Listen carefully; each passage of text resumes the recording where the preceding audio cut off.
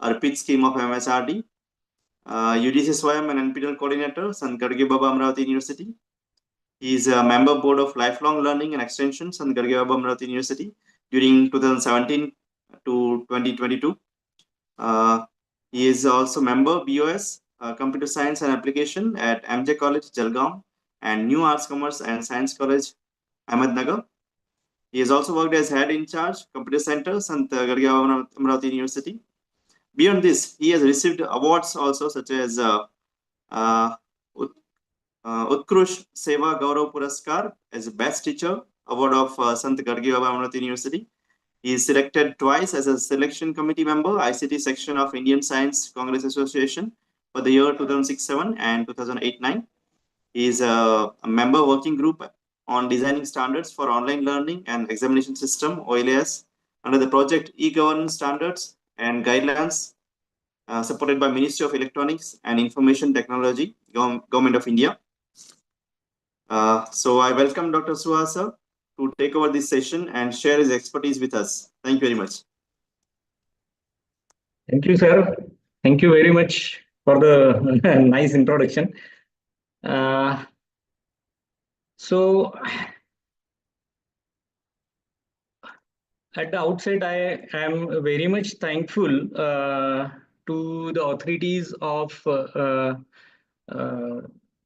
the HRDC from Dr. Babasaheb Ambedkar Marathwada University. I'm also thankful to Dr. Sonali Kulkarni Madam for providing this opportunity to interact with all of you. So, as you may have seen through whatever the introduction sir has very nicely given about myself, I have got a few experiences regarding designing contents for the Swayam courses. So, as a part of the National Research Center of our Sant Gadge Baba Amravati University, I was fortunate to have got an experience for designing and coordinating the MOOC courses that were offered on the Swayam platform. And today I'm going to share my experiences rather than I won't say that this will be a kind of lecture. I will be sharing my experiences for how we can really design very what you can say learner centric kind of e-contents, right?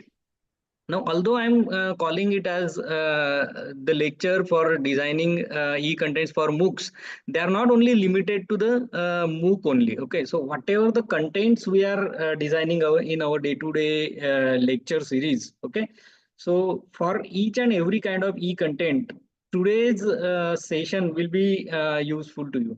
I'm sharing the screen. Please let me know only if the screen is visible or not.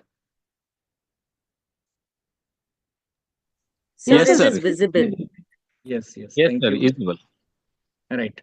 What I will be doing through this particular entire session, I will be sharing some videos that will obviously consist of audio visual contents.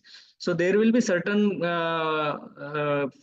moments where you may, if at all it is possible, it happened that you are not able to listen to some sort of audio or the video is not visible, please let me know.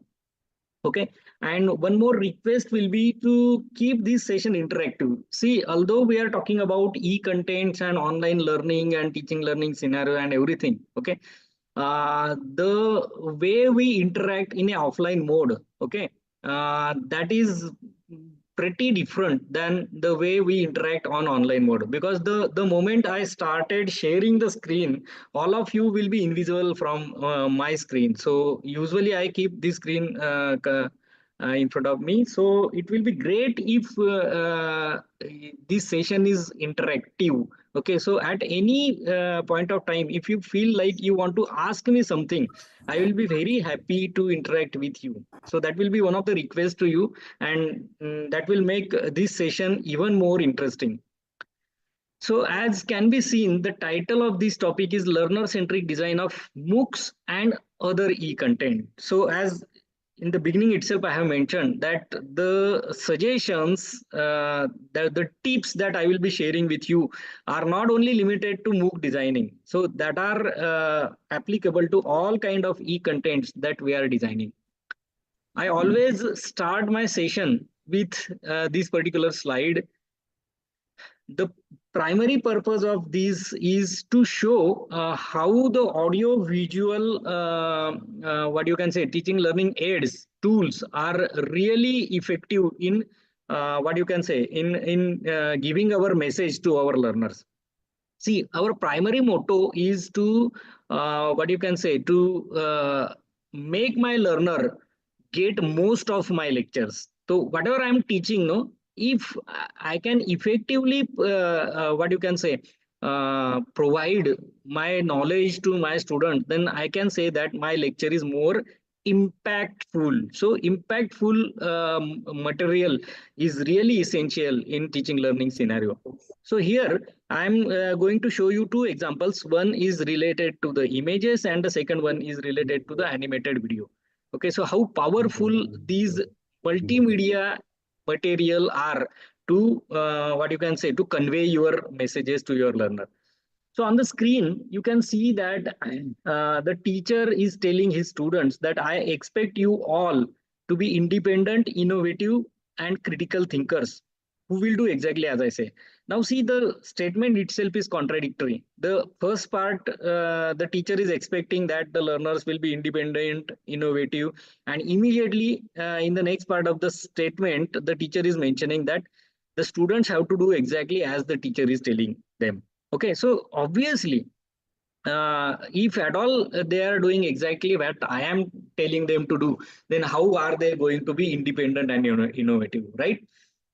So this the IIT Bombay students of the IIT Bombay has designed one animated video that depicts the scenario of the education system. Okay, although this is not the topic of discussion of today's lecture, I just wanted to convey a message that a very small 2-3 minutes video, animated video, can talk a lot about that. It is said that a picture talks it is worth 1,000 words, and I would in the next stage I will say that the videos are even beyond that. So I will just like to play this particular video.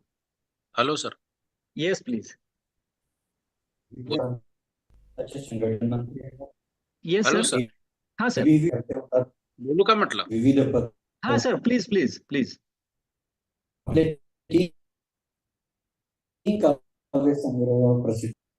Sir बोला ना.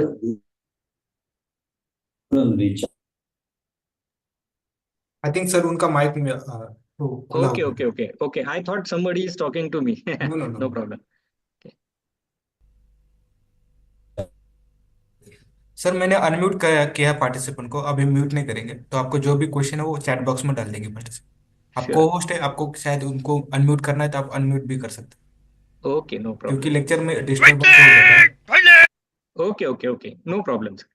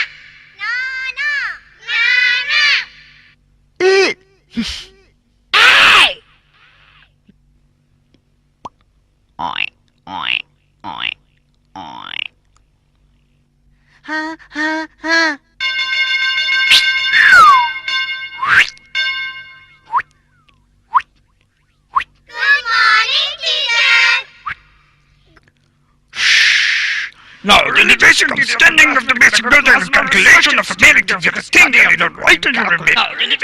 Sir, shh. American Yakastindia, you don't write it, you remember. Calculation of American Yakastindia.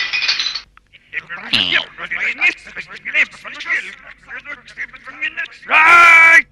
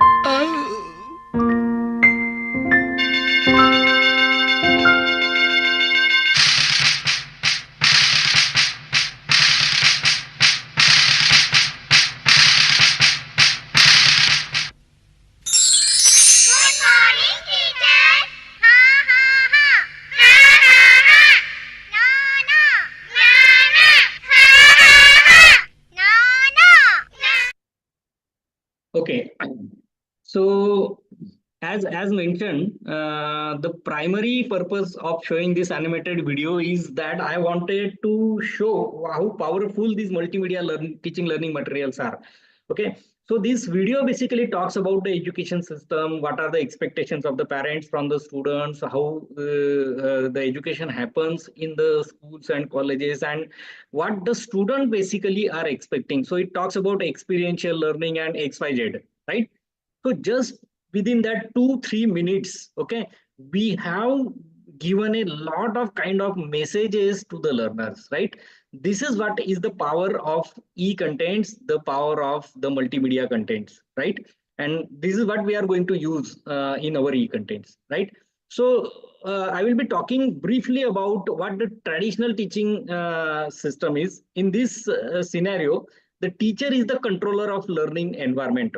Obviously, because all the power and responsibility are held by the teacher. We decide when the lectures will be there. So there is a timetable and I will be teaching for 45 minutes or maybe 1 hour.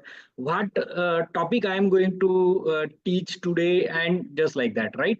So usually the teacher plays the role of an instructor. Okay, we take lectures, we instruct, and the learning is mainly associated within the classroom. So if at all the learners, if somebody has to learn something, that person has to come to the class, he has to attend the lectures, and then only the learning can happen. Okay, this is the traditional scenario of traditional teaching learning system. Now see, there are certain challenges that our higher education system is experiencing over the last several years. The first one is increasing cost of higher education. Obviously, we all will agree with this, that the cost that we had to spend for higher education system has increased in multiple times, okay, nowadays. Okay, then secondly, infrastructure is again a issue. So there are so many institutions and colleges where the infrastructure is not sufficient. There are several reasons. Okay. Third important problem is lack of skilled faculty. See, the syllabuses are being upgraded, latest subjects and technologies are being introduced into the curriculum, right? And obviously, it is not possible that everybody will be knowing everything. So, skilled faculty is not really available everywhere. Socio-economic barrier is again a very important aspect. See, there are different parts of the society and wherein the learners, although they are willing to learn, they will not be able to learn because of all of these factors. So maybe somebody is staying in some rural area which is very remote. It is a hilly region, right?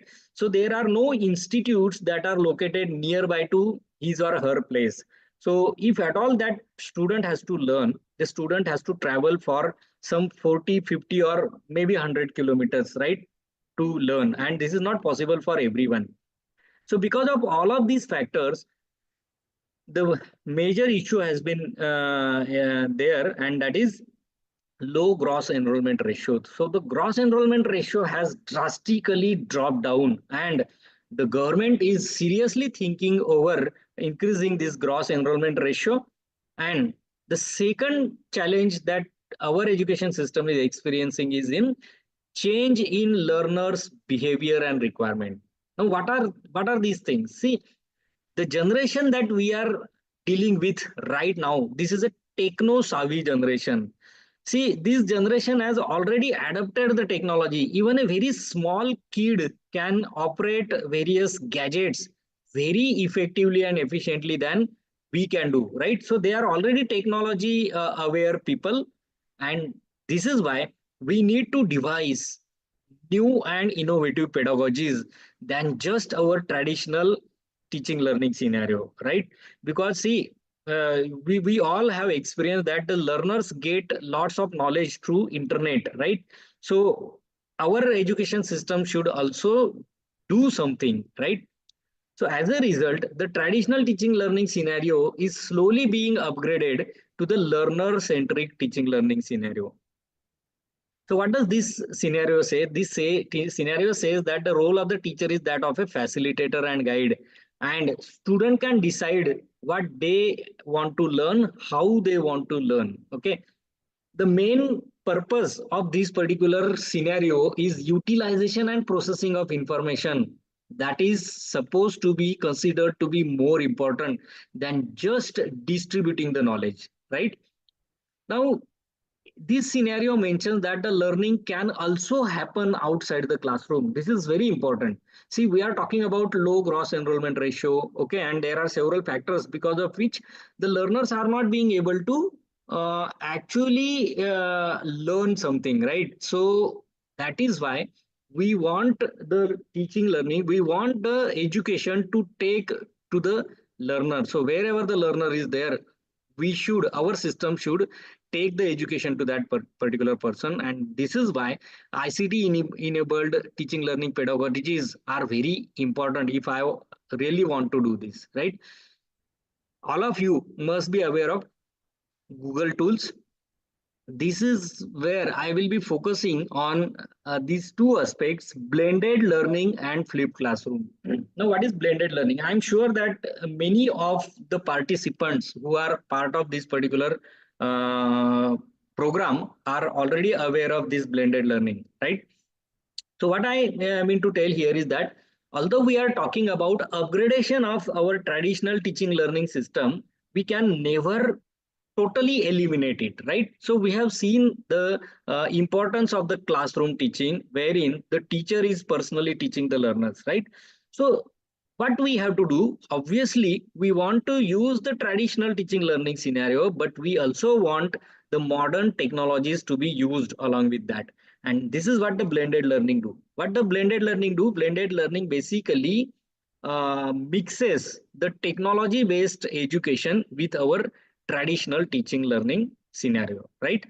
And the second part is flipped classroom. Flipped classroom basically suggests that whatever we do in our typical classroom setup, that we teach the fundamental things, the introductory thing we teach to the learners in the classroom, and the what you can say, the practical aspect the learners do at their own home. Like we give the project, so projects are performed without supervision by the learners. So flipped classroom suggests that we should flip this. So the introductory material, the basic concepts can be distributed in the form of e-content to the learner. Okay, and whatever the practical aspects are there, those practical aspects should be performed in the supervision of the teacher, right? So there are several initiatives that we are already aware. E-learning are there, e-contents are there, and e-books XYZ. So many are there. Along with this, MOOCs have also got a huge kind of popularity. Okay, so these are all the online resources we are already aware. Okay, then I will be talking about some other. So NPTEL is one of the online resource that is called as National Program on Technology Enhanced Learning. This is an initiative by IIT Madras.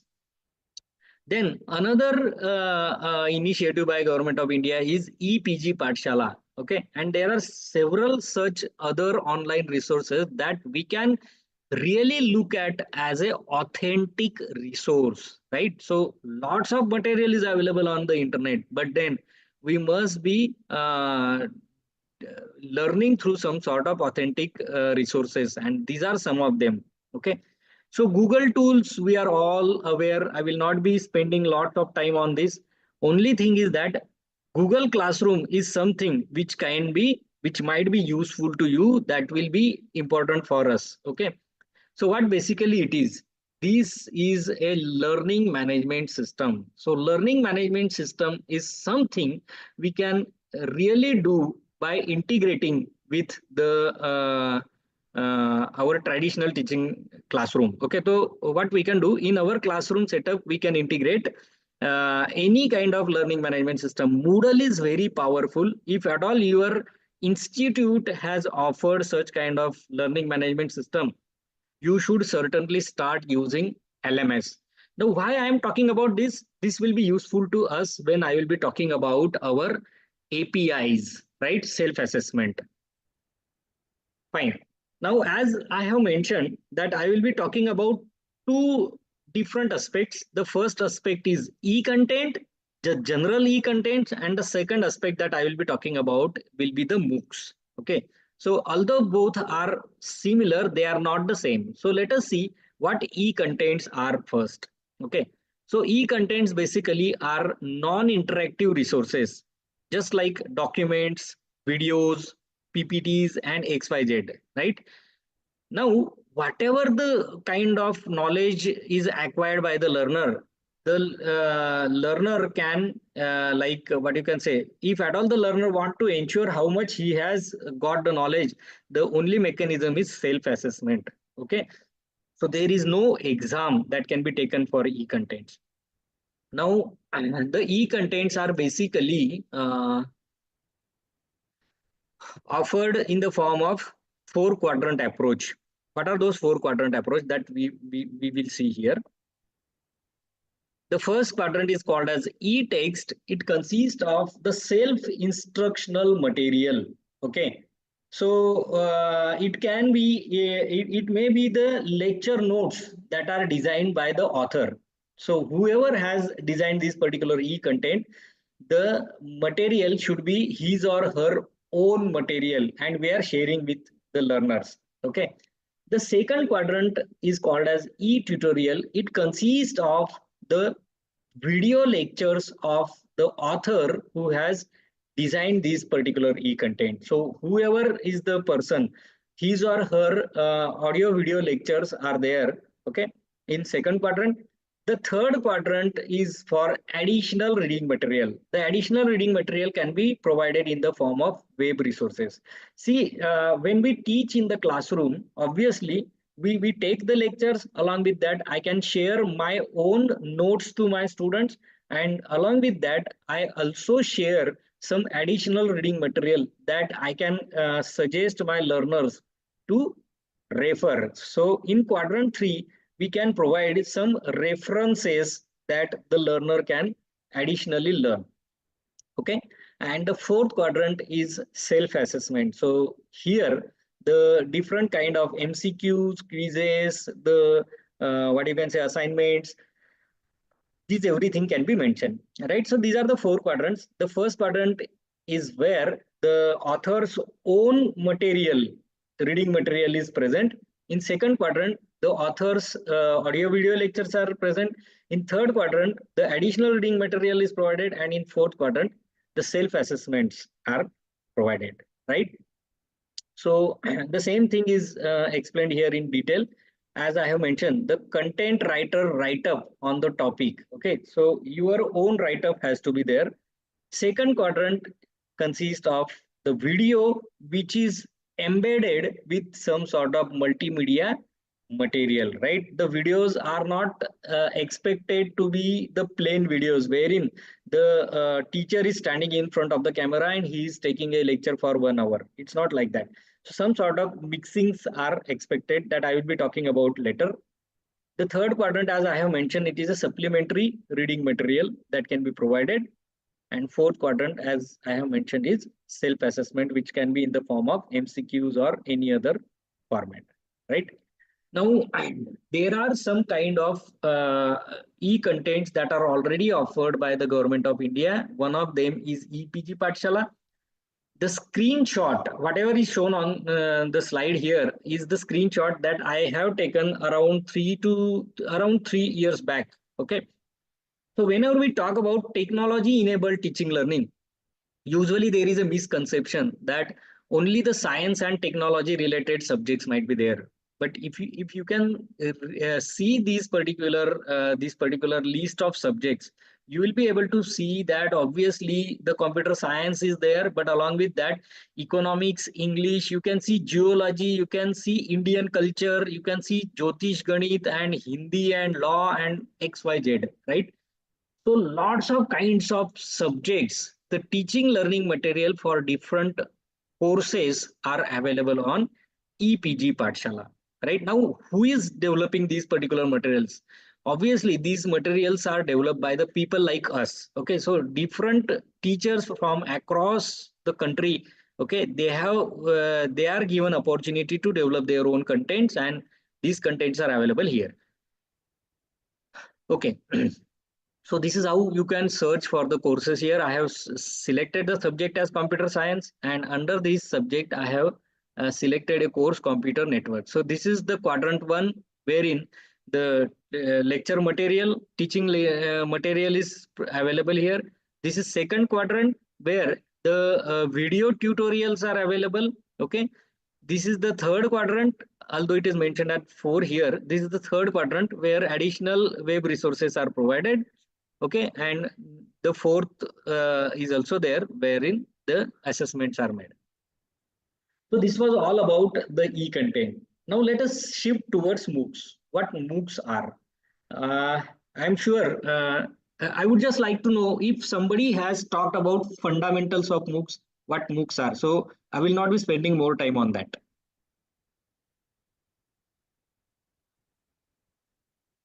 You can put it in chat also.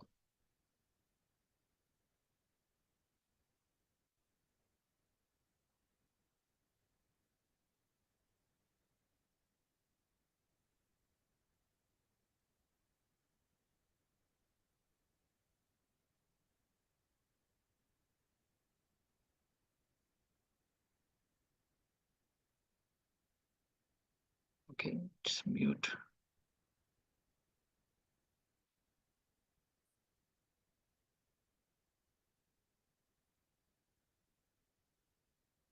Okay, I have given permission to unmute yourself. If at all somebody want to tell me if whether the MOOC is this topic has been covered? Yes, yes. Okay, Yes. MOOC has been okay. So you are aware about what MOOC is, right? Yes. Okay. So I will be going a little faster on this particular fundamental part of MOOC. So MOOC, as can be seen here, they are massive open online courses, massive in terms of enrollment numbers. So there are no limits on how much participants can be enrolled to this particular course.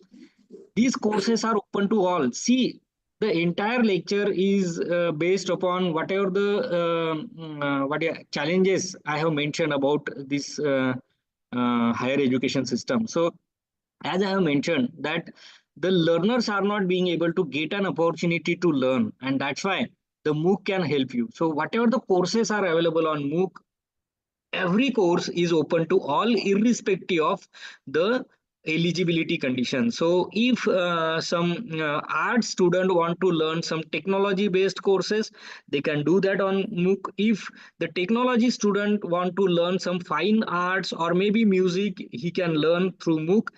Not about only that, if there is a farmer who is willing to learn some technology, he can do that. If some garage mechanic is there who want to learn automobile techniques, he can do that. Okay.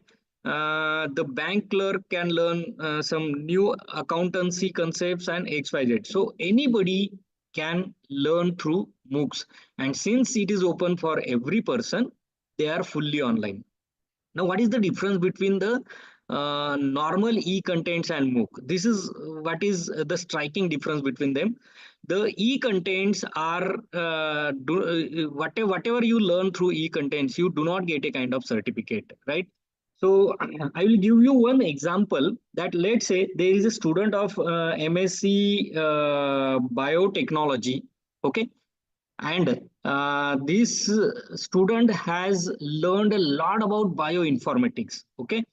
Although it was not present in his curriculum, this student has learned this by downloading lots of e-contents from internet, and he is now master in bioinformatics. And there is one advertisement by some reputed company, and that advertise has mentioned that the applicant must be well versed in bio informatics, right? He must have some additional what you can say qualifications acquired in bioinformatics, right?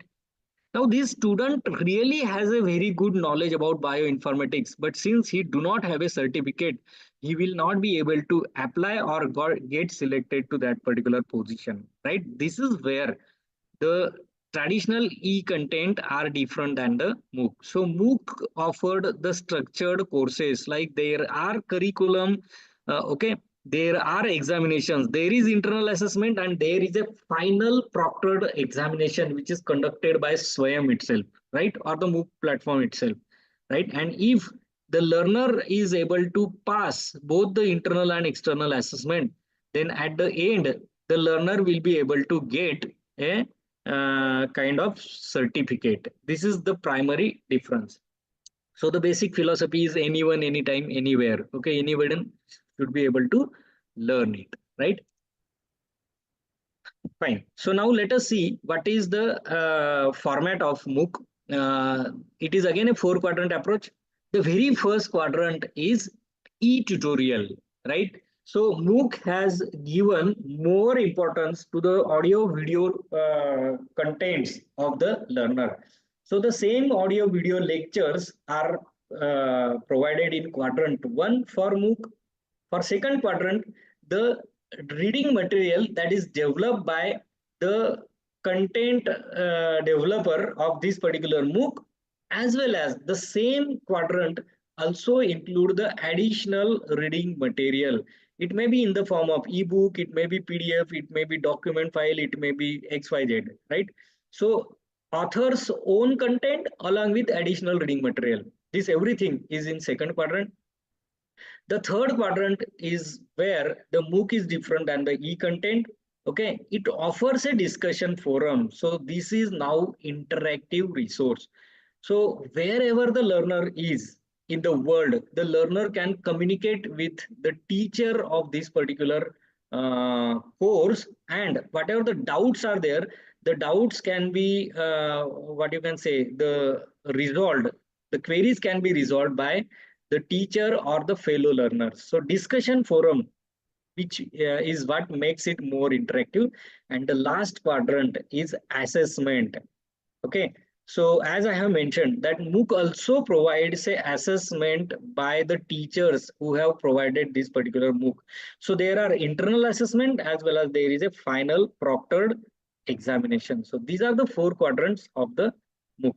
Okay, so again I will be going fast as we have discussed. If at all at somewhere, if you want to ask anything, you may please ask me. Okay, I am going a little bit faster here. So MOOCs are having the start and end date, the collaborations are there, and these are some of the MOOC platform: edX, Coursera, Udacity, Udemy, that you all have heard of.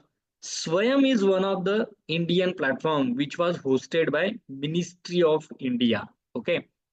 If I compare all the MOOC provider and Swayam, then Swayam is a non-profit organization wherein all the courses are accessible freely. Okay, only thing is that if the learner want a certificate, then the learner has to pay the examination fees. Okay, and at the same time, the Swayam also offers credit transfer. Okay, these are the classification of courses. Okay, whether they are paid or free. If I am talking about Swayam, all courses are free. The courses may be schedule driven or self-paced. Self-paced courses are those which are available all the time and you can join these courses at any time. Schedule driven are not like that. Okay, there is a schedule. Some MOOC courses offer credit transfer, whereas some MOOC courses do not offer credit transfer. Now, as we have mentioned, that Swayam is a MOOC platform offered by Ministry of Education, which offers courses across all subject domains, right from school to university and even beyond that. Okay, this is the full form study web of active learning for young and aspiring minds. I would just like to show 2 video jingles that are created by Swayam for popularization of the platform.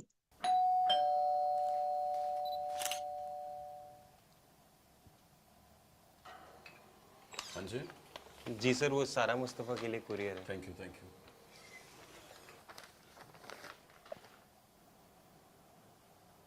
अरे, अपनी सारा की खींची हुई photo छपी है magazine में। दिखाना।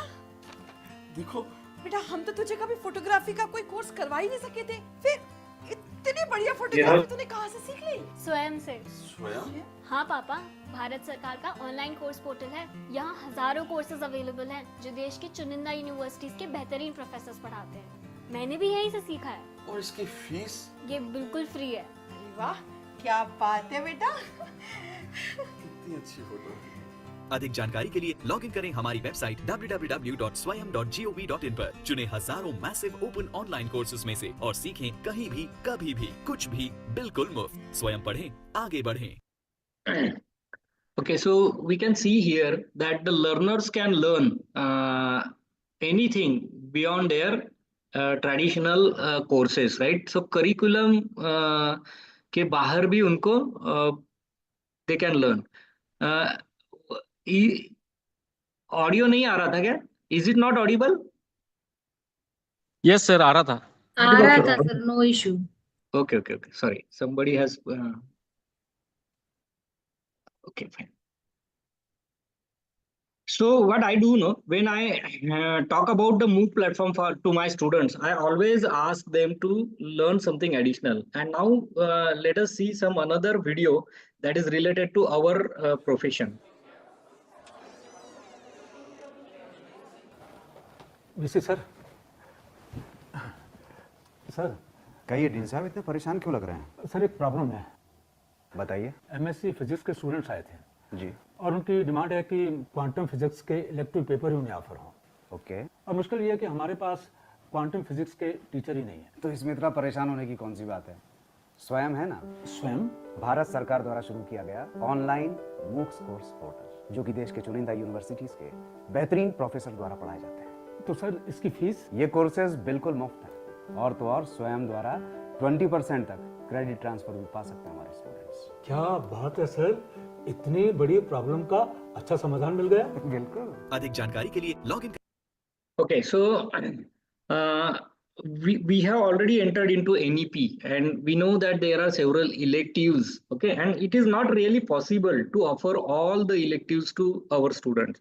So Swayam can be one of the very nice alternative wherein the learners can learn on Swayam, one of the subject they can take from Swayam, and whatever their marks and credits are there, these credits can be reflected on their mark sheet, right?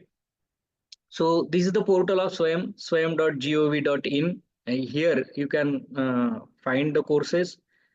These are various learning paths on Swayam: school education, undergraduate, postgraduate, and even out of the school education courses are available. Along with this, there is a new course category that is available, and that is ARPIT. So whatever the refresher courses we used to do by going to a particular campus of HRDCs, those courses are also available on Swayam. Okay, nowadays their courses are also online. Okay, what does the Swayam offer? Swayam offers credit transfer as well as certificate. So this is one of the example of the certificate, right? So I'm sure many of you are aware of these things already. If my student is completing some course on Swayam, that student, or even if you are doing any course, you will be able to get a certificate like this. Okay, this is the certificate provided by NPTEL. These are just to encourage your learners. See, as I have mentioned, that if my student who has done MSc in biotechnology, and during this particular course, if that student has acquired at least 2 or 3 certifications, he will be more employable when that learner is entering the market, right?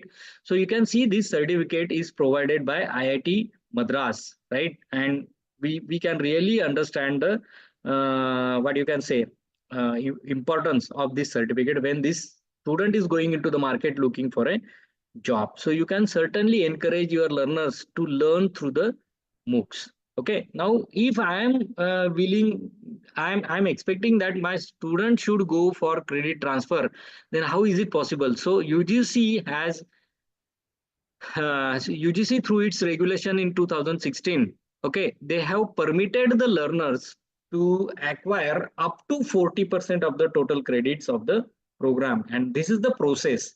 So all the learning courses that are to be available on Swayam first, means the learning courses have to be developed first. Now who is going to develop these courses? Obviously the people like us, the teachers all over India can develop the courses on Swayam. We are going to see the procedure for that.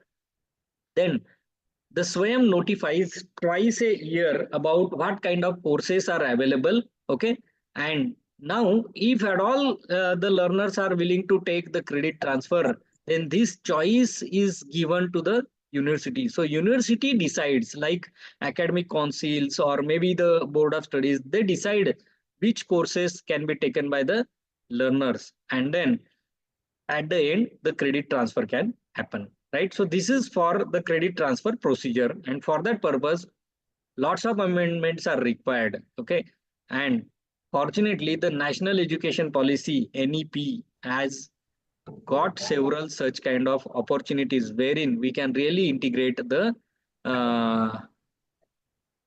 these Swayam courses. So these are some of the options where we can really introduce them. Fine. Now coming to again the part of core part of our session, like developing these e-contents. So as I have mentioned that Swayam is a MOOC platform. Okay. Now if at all I have decided to have my own course on Swayam, whom shall I approach? So this is where you will get the answer. So there are some national MOOC coordinators. NPTEL is there, UGC is there, Consortium for Educational Communication is there, and lot many national MOOC coordinators are there who are given the responsibility for developing the MOOC courses, right? So if at all I have decided to have my own MOOC course, then I should approach some of them. So as can be seen here, UGC is responsible for non-technology PG courses like maybe MA, MCOM. CEC is responsible for non-technology undergraduate programs like BA, BCom. Okay, and you can see NPTEL. It is responsible for developing all the technology-based programs, right? Similarly, there are different MOOC coordinator. Besides this, just a minute, please. Okay. Besides this, now the Maharashtra government also has created, or they are coming up with their own MOOC platform, and this MOOC platform is called as Mahaswayam. So there were certain challenges while integrating this Swayam in our traditional system. So that's why Mahaswayam is coming up, and there is a consortium of 5 different universities in Maharashtra, and now maybe within a short period of time, you will be able to see this platform live for you as well as for the learners. Okay, so we also will be able to get an opportunity to develop our MOOCs through these particular platforms. Fine. Now coming to the another aspect of how this the MOOCs and other e-contents are helpful for our professional career, the professional careers of the teachers, right? So when I talk about our professional careers, 2 important things are there. CAS is there, Career Advancement Scheme, and the second one is API. Obviously, in maybe in next few months, the UGC is coming up with new directions wherein the API may not be there. Okay, but as of now, as per the UGC regulation 2018, I have to complete a refresher program at almost all stages, right? So here the Arpit is one of the refresher course offered on Swayam. Okay, and that refresher course can be completed by you, and you are treated as equivalent to the regular refresher. Fine. You can see here assistant professor from academic level 10 to 11. Either you must have completed one refresher course or any one of these, or you should have completed one MOOC course with e-certification. The same thing is for academic level 11 to 12. Either you can complete a refresher course or you can complete a online MOOC course just like Arpit. And the same thing is for academic level 12 to 13, right? So this was related to CAS. Now coming to our API, as per the UGC regulation 2018, there is a point under this serial number 3, creation of ICT mediated teaching learning pedagogy. Okay, there are 2 aspects, MOOCs and e-content. That is why from this first slide itself, I am talking about 2 different things. The first one is MOOC and the second one is e-content. So now let's focus on MOOC. If I have developed a complete MOOC in all the 4 quadrants, what were the 4 quadrants? The first quadrant was e-tutorial consisting of my audio video lectures. Second quadrant is the e-text wherein I have shared my own reading material along with additional reading material. The third quadrant is where discussion forum is there through which I have interacted with my learners. And the fourth quadrant is where I have assessed the learners of this particular course. So I have developed the entire MOOC course in 4 quadrants, which is a 4 credit course. Okay, 4 credit course is usually 40 hours duration, ranging between 3 to 4 months. Okay, its duration is around 3 to 4 months. Okay, so if I have completed this entire MOOC course myself alone, then I will be able to earn 20 points in my API score as a API score. If you have seen the philosophy of MOOC, the MOOC can be developed in collaboration, right? So developing a MOOC on myself is really a very challenging and tough job, because you will be able to see after some time that MOOC development is not really that much simpler, right? So what I can do, I can collaborate with my colleagues. So more than one person, 2 or 3 people can come together and they can have their own MOOC course. So let's say if I have developed only one module in my particular MOOC course in all 4 quadrants, then I will be able to get 5 marks. Okay, I can claim 5 marks for every module in all 4 quadrants. Okay. Now see, it usually it happens that if I may be very expert in a particular domain. Let's say I am a computer science teacher and I am teaching computer network over last 15 years. Okay, and I am really master. Nobody can teach as effectively as I can. Okay, in my classroom, but the moment I stand in front of the camera, okay, I become conscious. This is the experience of many people. Okay, so the moment I stand in front of the camera, I become I become conscious, and I start fumbling and xyz, so lots of things happen. So as a result, what the people do, although they are expert in various domain, they deny in to give a lecture either in front of a large audience or maybe in front of the camera. So in this case, what I can do, I talk about collaboration. So it may be possible that all the teaching learning material will be developed by me. I will be writing the contents and it will be delivered in front of the camera by one of my colleague. Okay. So in this case, what I have done, I have developed content for one quadrant and I will get 2 marks for that particular quadrant, right? My colleague has presented the same contents in front of the camera, so he will be getting 2 marks for quadrant 1. I will be getting 2 marks for quadrant 2, right? So in this way, we can share these marks. Just like there is a course coordinator for any refresher, faculty development program or short-term course, exactly similarly, there are course coordinator for these MOOC courses also. So if you are a course coordinator for a 4-credit course, then you can claim 8 marks for that purpose, right? The third one is, sorry, the next part is e-content. There are lots of discussion. Usually when I talk in an offline mode, no, there are lots of interaction by the participants. See what we do, we are sharing our material with the learners over the last several years.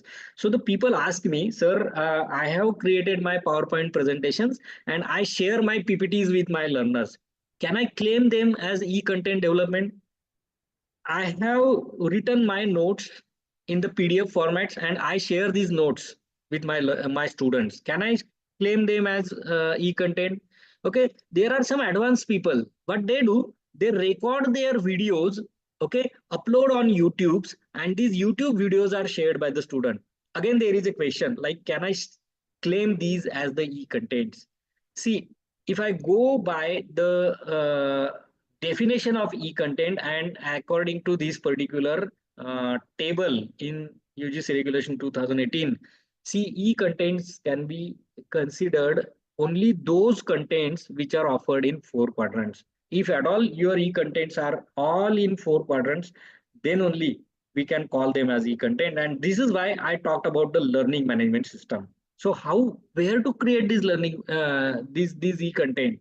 So the best and most easily accessible platform is the learning management system. So if your college, your institution has adapted some LMS just like Moodle, you can upload your e-contents on Moodle, or you can have your own Google Classroom, which is approved by your institution, and you can upload on all your contents on that Google Classroom LMS, any LMS, right? So if you have developed the e-content in all 4 quadrants, then you will be able to earn 12 marks in your API.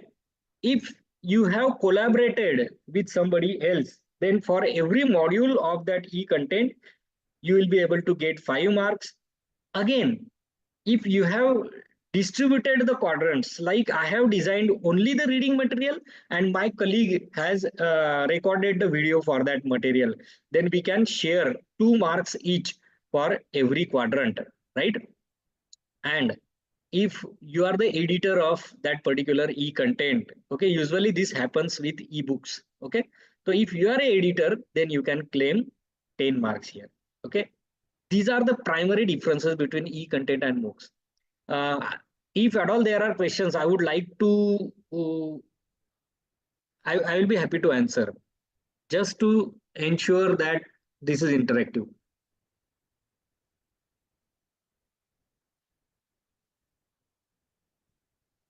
If there are no questions, I can move ahead. Excuse me, sir. Yes, please, sir. Yes, sir. It was really wonderful information. I just want to ask a question about that if we want to create some content or if we want to create this kind of course, then is there any particular criteria that only government universities or department can create? Yes. Because I think as we are working in the private universities, I think there will be a limitation for us. Right, right. Sir, this point I will be covering in the next phase now. Okay. Yes. Fine. So let's move towards the next part of this session, and that is MOOC life cycle. As sir has rightly mentioned now, like if you have decided to have your own MOOC, then what is the procedure for that purpose? So this is the procedure, right? This is the life cycle of a MOOC. The very first stage is submitting the course proposal along with the consent from university. Now see, all of us are pretty aware about the procedure for a major research project and minor research project, right? So just like we share our proposals of MRPs through our universities, exactly in the same manner, the proposals are invited from the national MOOC coordinators. I hope you remember, I have shown you some few list of national MOOC coordinators like NPTEL, CEC, UGC, XYZ, right? So these national MOOC coordinators invites proposals occasionally. These proposals are called as expression of interest, right? So you have to submit those proposals along with the consent from your university. Now, once these proposals are received, the national MOOC coordinators invite you. If your proposal is shortlisted, they invite you for interaction, and then if your proposal is approved, the national MOOC coordinator releases the funds for development of your MOOC. Once the funds are released, you can start developing the course contents. Now, what are these course contents? Again, go back to that 4-quadrant approach, right? So the first quadrant, like developing your lecture videos, and second quadrant, developing your reading material along with development of all the assessments, right? So this everything has to be developed completely for the entire course, right? So if your course consists of, let's say, some 8 modules, then the contents for all the 8 modules have to be developed by you first. Once it is developed and it is approved, then these contents are uploaded on the MOOC platform, right? The contents are uploaded, and now the MOOC platform will announce that yes, these are the number of courses that are available on this MOOC platform, and your course will now be open for student enrollments, right? This is where the student will join your course, and your course delivery will start according to the schedule. So weekly the contents have to be uploaded, and after every week you may have to provide some sort of activities to the students. So students activities like let's say weekly tests are there, or maybe after every module you will be conducting some examination. You may have given some sort of assignments, you may have suggested some sort of field work. Okay, this everything comes under the student activities. You have to manage those activities, and you have to interact with the learners through that quadrant number 3. Okay, so once this everything is completed, at the end of the course there is a proctored examination which is usually conducted by some professional agencies. So as a course developer, you have to coordinate with these agencies, and after the examination is over, if the learners are successful, if they have passed both the internal and external assessment, the learners will be provided with the certificates and credit transfer. This is the entire life cycle of MOOC. We will see this rather in a detailed manner. So the first one is submit the proposal, which consists of course overview, target audience, and delivery mode, right? So course overview has to be there, what you are going to cover in your course. Target audience has to be mentioned in the course proposal. I will be talking about this target audience, why it is important. Then the delivery mode of your course, whether it is self-paced course or whether it is a scheduled course, right? As I have mentioned, if the course is approved, there will be a MOU signed between the national MOOC coordinator and your institution. Then the funds are released. As I have mentioned, that you need to have a consent from the university. Now this is where is the answer by sir just has asked me a question that we belong to a private university and can we develop a course. Now see, even though it is a private university, if it is recognized, I believe that these national MOOC coordinators will certainly allow you. And if at all there is a issue with your institution or university, what you can do, you can collaborate with some another colleague who is working in some different university. So it can be your own university or any other university wherein you can work in collaboration, right? And then you can develop your own courses. Okay. Again, we will be talking about this. So the contents development, usually the schedule of the course is for 10 to 16 weeks duration. This consists of an overall course introductory video, which is about 5 minutes duration. This duration again differs from NMC to NMC, right? Then every week there has to be a weekly introductory video. Now, what is the overall course introduction video and what is a weekly course introduction video? Overall course introduction video is a what you can say promotional video which talks about what your course is. Okay, I will be talking about this in detail. Okay, and weekly course introduction video is something which tells what we are going to learn in this particular week, because the just like we go to the classroom and we at the beginning we say that what we are going to study today, exactly in the same manner these are the weekly introductory video. Then we talked about activities, weekly assignments, MCQs. Okay, once the entire contents are ready, these contents are uploaded on the MOOC platform, and then the MOOC platform declares that these courses are now available on MOOC platform, right? This point onwards, the student will start learning, enrolling through your course. Now see, even though the MOOC platform provides a kind of list to all colleges and universities in India, okay, but still as a course coordinator, it is our responsibility to make the promotion of our own courses. So you can make that kind of promotion. You can invite co-faculty. See, whatever the full form of that MOOC was there, massive. The learners that can be enrolled to this particular course can be massive in number, right? So there can be thousands of learners. So it is difficult for a single course coordinator to handle all of them. So we can invite some co-faculties or teaching assistant for helping you out, right? Then as I have mentioned that there are lots of activities that can be given to the learners. You have to monitor these activities through the discussion forums, right? Then at the end, there is a proctored examination. Now, the proctored examination usually is taken by some professional agencies like NTA.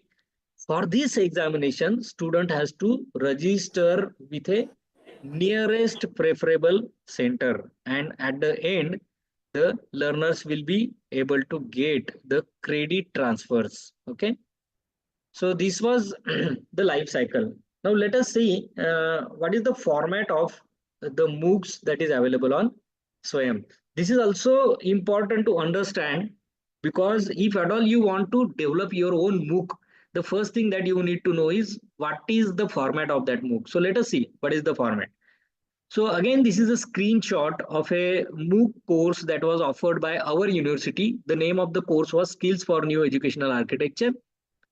Here, this particular section shows the information about the course, its importance, XYZ, right? At the left hand side, you will be able to see the contents, the course outline, okay? Then ask a question. This is where the discussion forum is there. Progress can be monitored by the learners, right? So this is quadrant 1 e-tutorial. So at the left hand side, you can see that there is a topic academic leadership, and this is the lecture video for that particular topic. Okay, this is quadrant number 2, wherein the reading material related to the same topic is available. It is available in the form of PDF files which can be downloaded and that can be accessed. Then the ask a question, this is the quadrant number 3 discussion forum, and at the left hand side you will be able to see that we have provided some sort of assignment. So this is quadrant number 4. So this is the overall structure of a MOOC course. If at all you want to design your course, you will also have to design a course exactly like that. Okay, the learners can see their progress in this particular manner. Fine. Now coming to the important part, guidelines for designing e-contents for MOOCs and others. See, again and again, I will like to tell you that I am not focusing only on MOOCs. Whatever the e-contents you are developing, so even if you are developing your own PowerPoint presentation for teaching your regular subject, still these guidelines will be really helpful to you. Okay. So the one of the important thing that you need to know is principal investigator. What you have to do, you have to submit a proposal. And who can submit a proposal? A subject matter expert who belongs to a reputed educational institution can apply for that particular proposal. Fine. Now coming to the guidelines for designing impactful e-contents, right?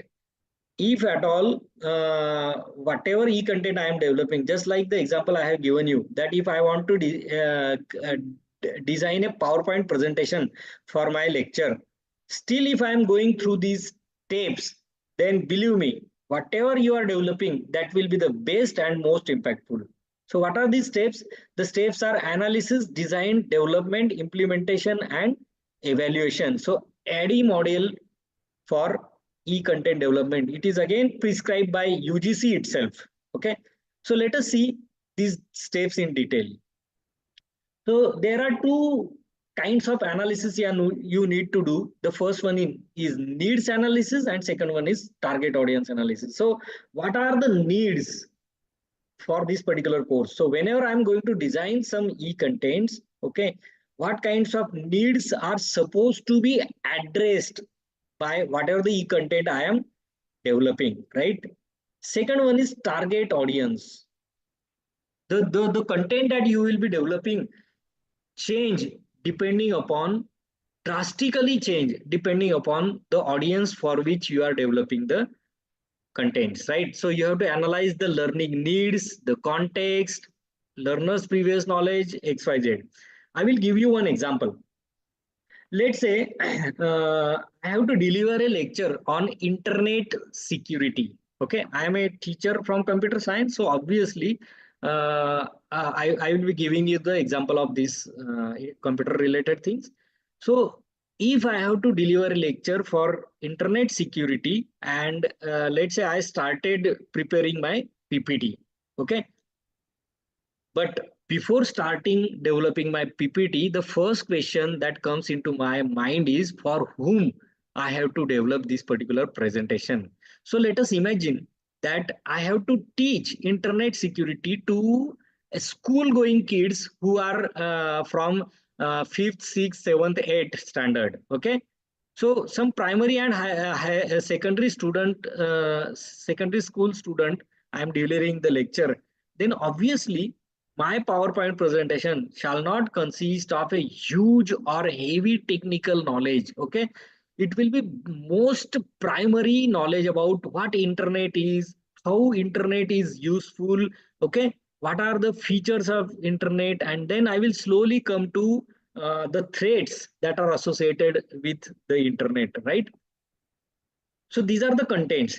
Now, how these contents will be presented in PPT? So I will be using lots of images. Maybe I will be using some sort of animation. I will be using some sort of cartoon to make it more entertaining. Okay, so that it will be impactful. Now let us consider, I want to deliver the same lecture for some undergraduate students who are not from technology background. So BA BCom students के लिए मैं ये internet security का lecture ले रहा हूँ. So obviously what will happen here again? The contents will change. I will not be using lots of graphics and animation. I will add some additional, what you can say, the technical aspects. Okay, but not very heavy technical aspect. And now again, let's say I am preparing a PowerPoint presentation for internet security to teach to technology postgraduate student, like let's say MSc computer, MCA, or maybe MTech. Okay, so if I am teaching them, then my PowerPoint presentation will be completely different. It will include heavy technical aspects, maybe some cyber security things, and then maybe the algorithms and all those kind of things, right? Here, I may not be including any kind of graphics or maybe the animation and cartoons, right? So this is how the target audience analysis is very important before you develop your course. Now, the courses are again classified as whether they are perform courses, whether they are inform courses. Inform courses are those courses wherein I only have to provide information, like knowledge sharing courses, whereas some other courses are skill oriented courses. Maybe let's say photography, yoga. Okay, these are all skill oriented courses. So depending upon what kind of course I am going to design, accordingly my e-contents are going to change. The second stage is most important in this particular model, and we will be getting references to this stage several times. So formulating learning objectives, that is fine. Structuring the content in a logical sequence. Okay, so whatever the contents we develop, when we talk about the syllabus may be divided into some, let's say 6 units. Have you ever seen that unit number 3 is introduction and unit number 1 is advanced? Never. See, introductory part is always in unit number 1. Then unit number 2 is little bit complex. Unit number 3 is even more complex, and just like that. So we arrange our contents in a logical sequence, in a logical flow. Okay. Next very important point is specifying instructional and delivery strategies. Now there are several ways I can deliver the contents. I can provide the instructional strategies. So instructional strategies can be like, let's say I am standing in front of the camera and I am teaching the entire contents. This is one way I can deliver my lecture. Second is that I can use PowerPoint presentation along with my lecture. Okay, I can use some model. Let's say I am a biology teacher. Okay, so I can bring some models. I am a geography teacher. I can bring some maps and then I can teach. This is one of the instructional strategy. There may be like I will be using some graphics. I can use some animation.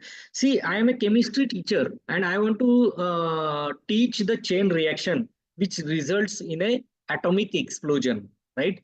So is it possible that we can practically do that? Obviously not. So this can be taught only using animations, right? You can consider the example of solar eclipse. We cannot anytime show these kind of things, no, practically. So this can be done with the help of multimedia tools only. So there are several instructional strategies that are available. Okay. Now I do have a number of concepts that are available, which are to be included in my syllabus. Now, which topic has to be covered in using which instructional strategy? This has to be decided well in advance before I start implementing this particular contents, right? So at the beginning itself, I need to identify all the topics, and then I need to decide how I am going to develop these particular courses. Evaluation strategies are also like that. For which topic I will be using what kind of evaluation strategies. So certain topics can be evaluated using MCQ. Some other topics can be given some assignments, maybe written assignments. Some topics may be such that I need to give some field visits and just like that, field assignments. So this you have to design in advance. Once you have done that, the next phase is preparing for a visual and technical design. So whatever the PowerPoint shows you are developing, no, well in advance, you should decide what should be the background of your PowerPoint presentation, what should be the background of the teacher who will be standing in front of the camera. So teacher के background में कौन सा design होगा, that you have to decide well in advance. The outcome of this step is the blueprint of the course, and that is why you should spend more time. Once you have clearly defined this blueprint, obviously you will be able to do it in a better manner. The next stage is development. The actual production of e-contents comes under this particular development phase. Okay, now there are several interesting ways to present the information. Now, which way I will use? So that comes into your second stage. यहाँ पे जो हमने discuss किया था, instructional strategies. So those instructional strategies you have to use here. For every topic, which instructional strategy is decided in second stage, that you will be using here. Then creation of a storyboard, scripting the entire course contents. I will be talking about script, maybe after some few slides. Script writing is very important for developing your e-content. Believe me, if you are designing your own MOOC, it is as good as you are directing a movie. Okay, so scripts are important. What are the advantages of scripts that we are going to see later on, right? Now, fourth stage is where we are implementing. That is, the material that you have developed has to be distributed to the learners, and how these delivery strategies are you have decided in second stage, that you have to follow here. So you are delivering it in a weekly manner or just like that. So that you have to decide, and you have to manage the learners activities. Now next stage is evaluation. This is where again I would like to interact with you people. What might be this particular evaluation phase in this ADDIE model? यहाँ पे क्या mention किया होगा? Can someone tell me? Just for interaction. It's not mandatory that I am asking Sir, some question. can you Yes. please repeat your question? See, we are talking about this ADDIE model. Okay. Yes, sir. ADDIE. So analysis, design, development, implementation, and the final Yes, stage yes. is evaluation. So Yes, here, everywhere we are talking about what I should take care while developing the e-content, and fifth stage is evaluation. So what comes into your mind when I talk about evaluation? Okay. What we taught in previous 4 steps, that should be covered in fifth step, which is evaluation. Basically, it is assessment for the learners. Yes, it is assessment for the learners, right? Yes, sir. It talks It about may how, be in the form of quizzes, assignments, or whatever we want. Right, sir. I mean, whatever instructor want. Yes, sir. Right. Somebody else was talking also. yes, sir. It talks about how learners have understood various concepts, how we will check that. So that assessment part comes into evaluation, whether it has to be via assignments, it has to be via Google form, written test. So that is evaluation. Right, sir. Okay, fine. So, you have really rightly pointed about the assessment aspects, and that are very essential part of any e-content development.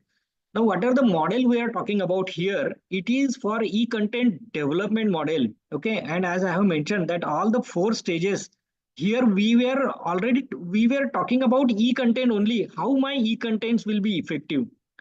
So I would like to focus here that the last stage, evaluation, it is something different than assessment. Okay, so assessment part is already covered here.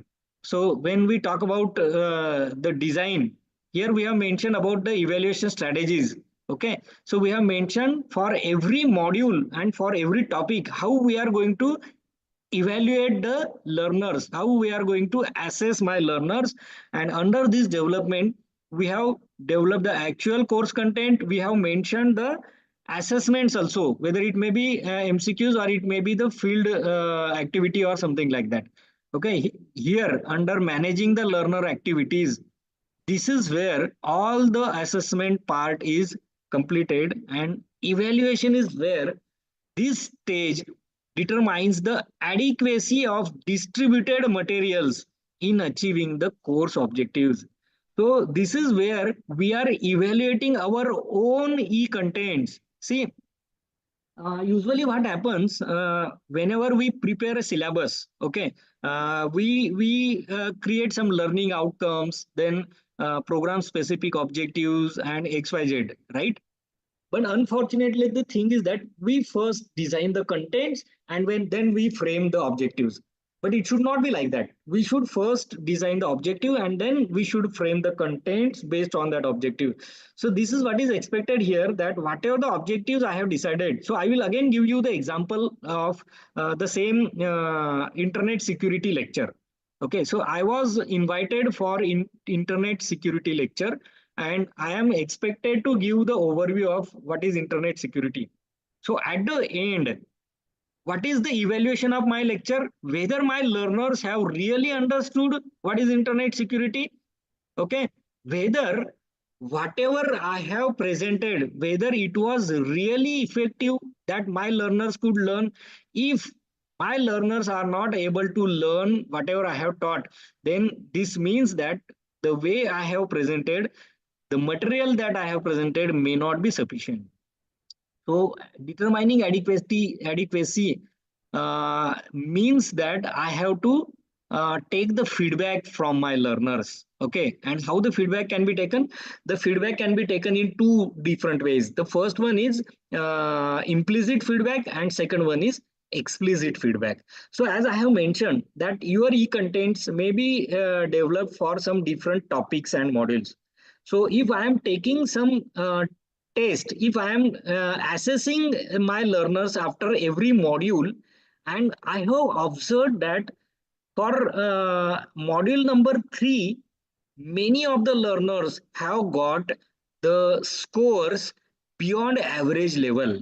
Okay, तो हुआ क्या है इसमें कि जो एक particular topic था उसमें सबसे ज्यादा लर्नर्स या तो फेल हुए हैं या उनको सबसे कम मार्क्स मॉड्यूल नंबर 3 में मिले हैं.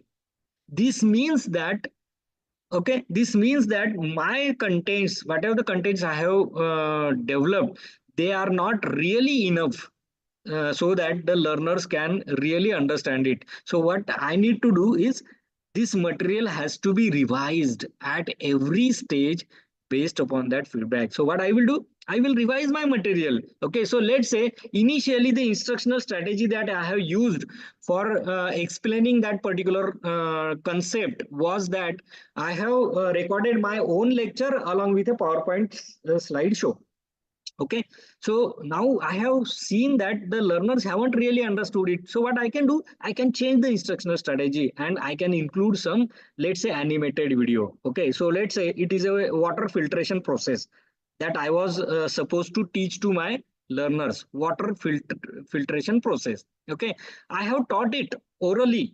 Okay, but then since the learners haven't understood it, what I can do, I can use some animated video and then I can show how the water can be filtered using that UV filter and all those kind of things, right? So this is the final stage of evaluation. Assessment of the learners is obviously there, but then not only that, evaluation of our e-contents is also important, right? So feedback is essential here. So this ADDIE model I have intentionally used in this session. If you are following this ADDIE model, even for developing your regular e-contents, believe me, your e-contents will be certainly impactful, and the learners, your students, will surely like whatever the contents you are developing. Fine.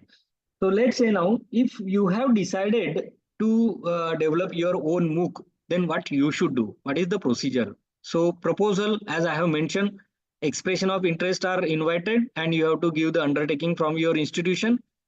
Now, whatever the proposal you have submitted, what are the various factors on which your proposal is evaluated?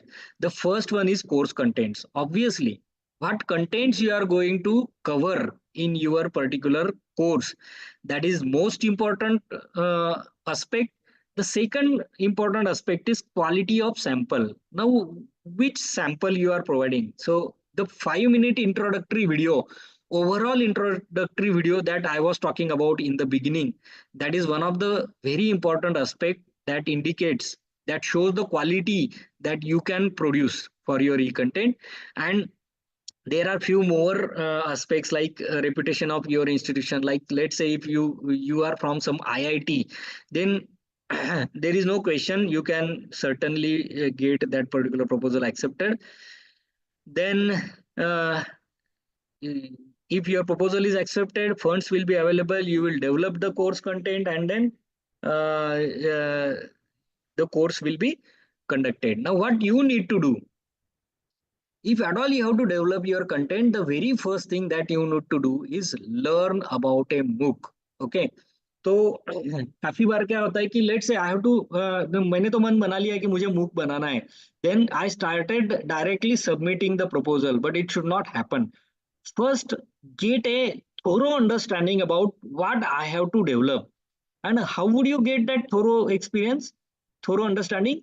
Only when you participate. So my suggestion would be to participate in some MOOCs. You choose some MOOC courses of your interest and complete those courses. Next thing, you have to choose a topic that you are expert in, okay, and then prepare the proposal for that particular subject. The third and most important, target audience. Okay, now developing a MOOC is not a job of a single person. You need a team which consists of the academician and content writers who will be writing the contents as well as who will be reviewing the contents, right? They are called as subject matter experts. Then for developing your videos, you require a videographer, the entire studio crew, the video editors, the graphics and animation artists, the teaching assistants for handling the learners. Okay, so this entire team is required if you want to develop a MOOC. Okay, then designing educational content, that is the plan. Okay, the second stage in ADDIE model, the design. Okay, so that entire plan has to be done in advance. Then whatever the plan you have made, accordingly you have to start producing your videos and other e-content. I have already talked about this in second stage of design. So what kind of instructional strategies you will be using, accordingly you have to decide this, develop this. The third again important aspect is academic and technical quality check. So whatever the contents you are developing, now see, your contents are going to be distributed worldwide. Okay, so there should be no academic issues in that. So most important issue is regarding plagiarism. So ensure that your contents are academically correct. And second aspect is technical. See, whatever the e-contents you are developing, you are mixing certain multimedia things in your videos, right? So you should ensure that technically they are very correct. Okay, then uploading, then promotion, communication with the learners and stakeholder is again key aspect of what you can say popularization of your course. right? So let's say you have developed some e-contents, you have shared with your students, but you haven't answered their queries. Naturally, the learners will not be happy with you. Then this is the assessment that comes as a assessment of the learners. So course review is where you are evaluating your own contents based upon the feedback. Okay, so these are the stages: proposal, development, promotion, delivery, and finally the learner interaction. So as I have mentioned, the first stage in proposal is this one. Okay, so you need a team. So obviously there might be a question like, I come from a college where there are no such kind of facilities that are available, and still if I want to develop a MOOC, then what should I do? So fortunately, there are some professional agencies that help you to develop the courses, okay, develop the videos and all those kind of things. Now I'll be talking about the promotional video. This is very important aspect in the evaluation of your proposal. जो aspect के बारे में हमने discuss किया था कि quality of sample. So along with your course proposal, you have to send a introductory video. Okay. And what does that introductory video should consist of?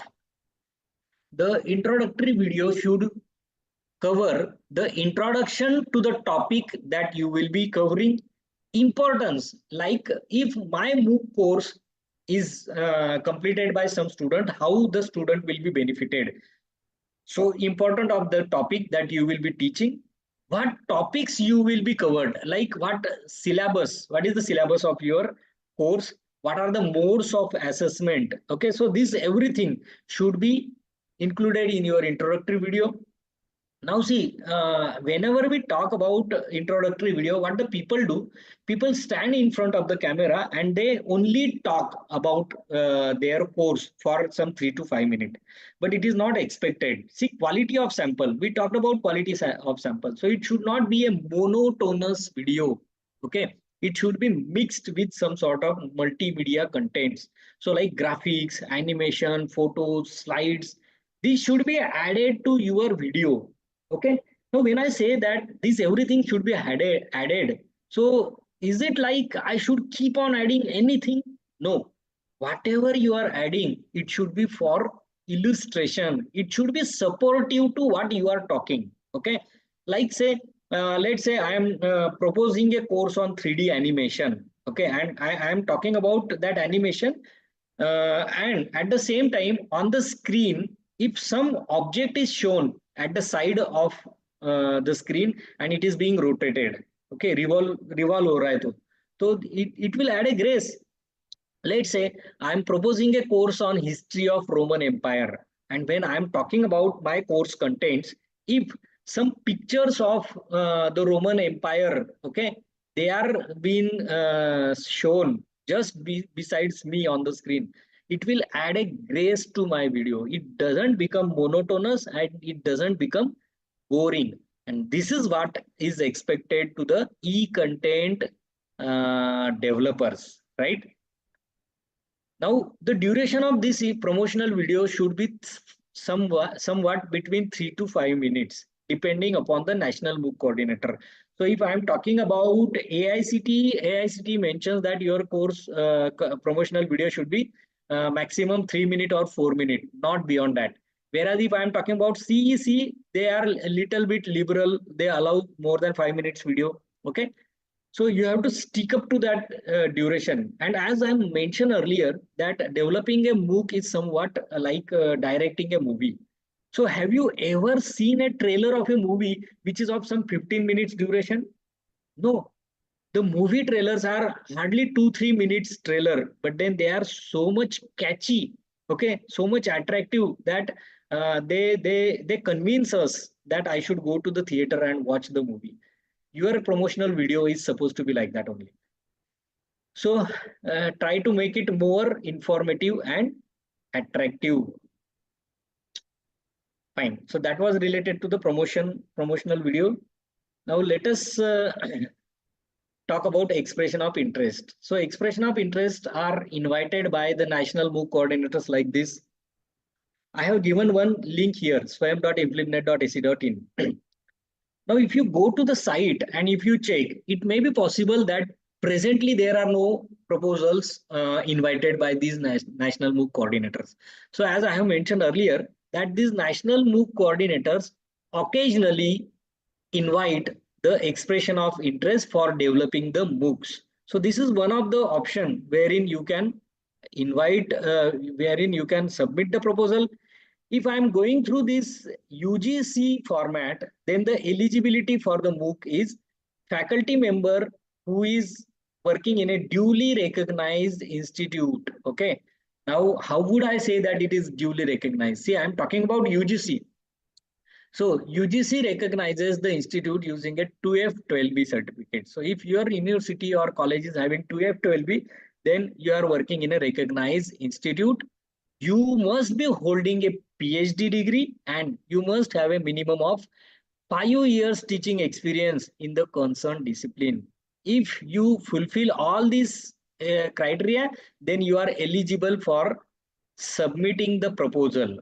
I hope that I have answered the query which was asked by some of the participants, right? I hope, sir, have you got answer like who can develop the course?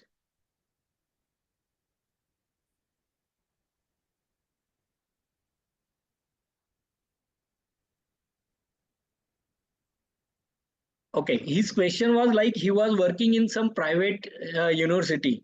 Now, can I develop the course? Can I submit the proposal? See, even though it is a private university, if it is recognized by UGC, he can certainly approach and he can certainly submit a proposal, right? Now, here, if even though you are not belonging to such kind of university or institute, you can certainly collaborate with some of your friend or colleague who is working in similar institute. So that person will be the principal investigator. That person will submit the proposal and you can work as a subject matter expert and collaboratively you can develop your MOOC. Okay. So these are the some of the evaluation aspects that I have already discussed about this one. These are screenshots of expression of interest. So अगर आप स्वयं के बारे में बात कर रहे हैं, swayam.implementnet.ac.in, so this is where you can search for the proposals. This is CEC, Consortium for Educational Communication. Here, submit your proposal for UG and PG MOOCs. Okay, and as I have mentioned that developing a MOOC is not really that much simpler. So what we can do, we can begin with something else. And this is a very, very interesting activity. Expression of interest for language translation for these MOOC courses. So what has happened basically is that almost all MOOC courses have been developed in English language. So these national MOOC coordinators are in a process of translating these courses into the regional languages. So this is a very good opportunity. I will certainly recommend the participants to explore these opportunities. CEC also has this opportunity. This is where AICT has invited proposal in 2021, wherein interdisciplinary courses like Ayurveda, IKS and XYZ, these courses were invited. 3-minute introductory video was expected, okay, along with the abstract and resume of the course coordinator. Okay, NPTEL, although they do not have the new like proposals for new courses, but then they certainly have a proposals for language translation. So I would certainly request the participants to go through these translation options. Okay. Now I have talked a lot about the introductory video, how the introductory video should be. Okay, introductory video is a very important aspect in the evaluation of your proposal and XYZ. Okay, so I would like to show some examples of the introductory video. Introductory video किस तरह से होने चाहिए वो हम लोग देखेंगे यहाँ पे. just 13 में शॉर्ट टर्म कोर्स चाहिए. ओके, इसमें बाद में डिस्कस करेंगे. So I am playing this introductory video here.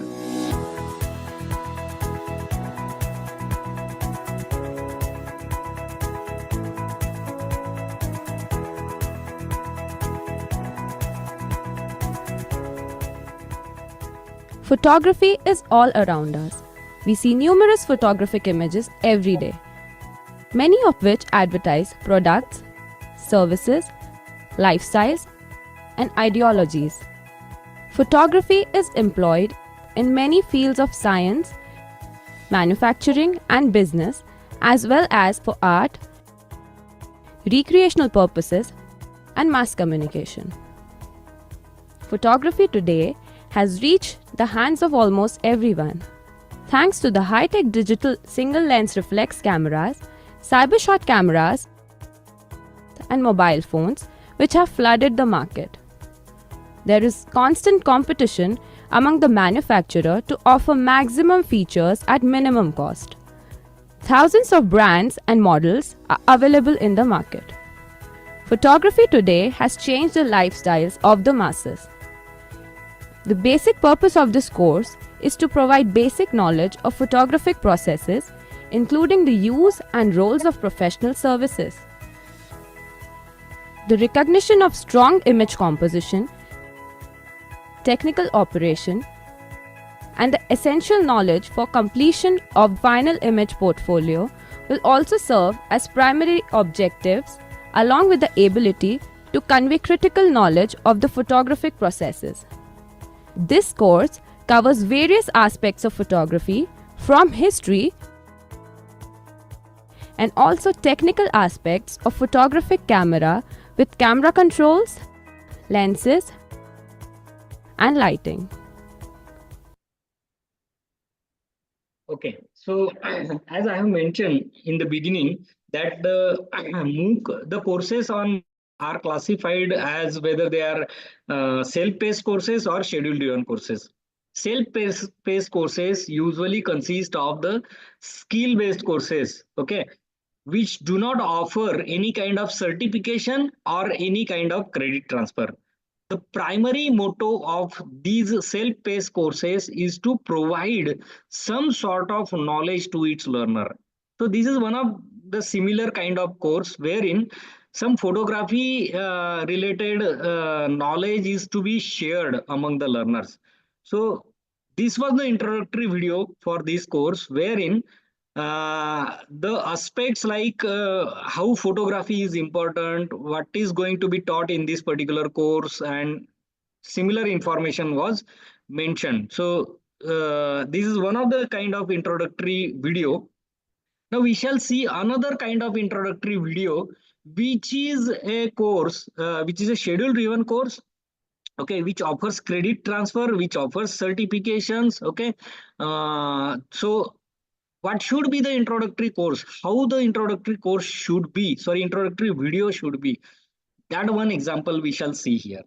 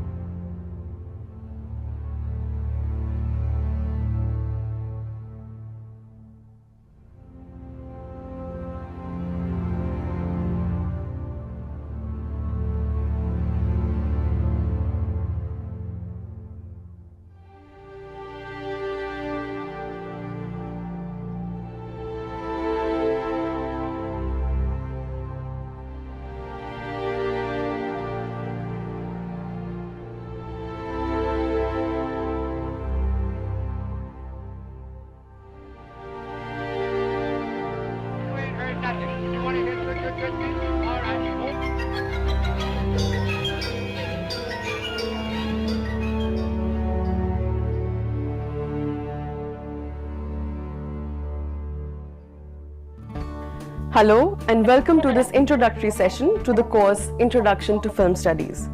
I'm Juhi Prasad. I'm an assistant professor in the School of Media and Communication Studies in Doon University, Dehradun. I'm also the course coordinator for this course. Joining me through this course will be Mr. Suhash, a scholar of film studies. Today, I'll be giving you a brief idea as to what this course entails. Before we begin, I want to tell you that the coming 10 weeks are going to be a joyous journey of discovery and knowledge as together we explore the grand old, ever-evolving and complex yet mesmerizing world of cinema. First, who is this course meant for? I would say anyone who has a love for cinema.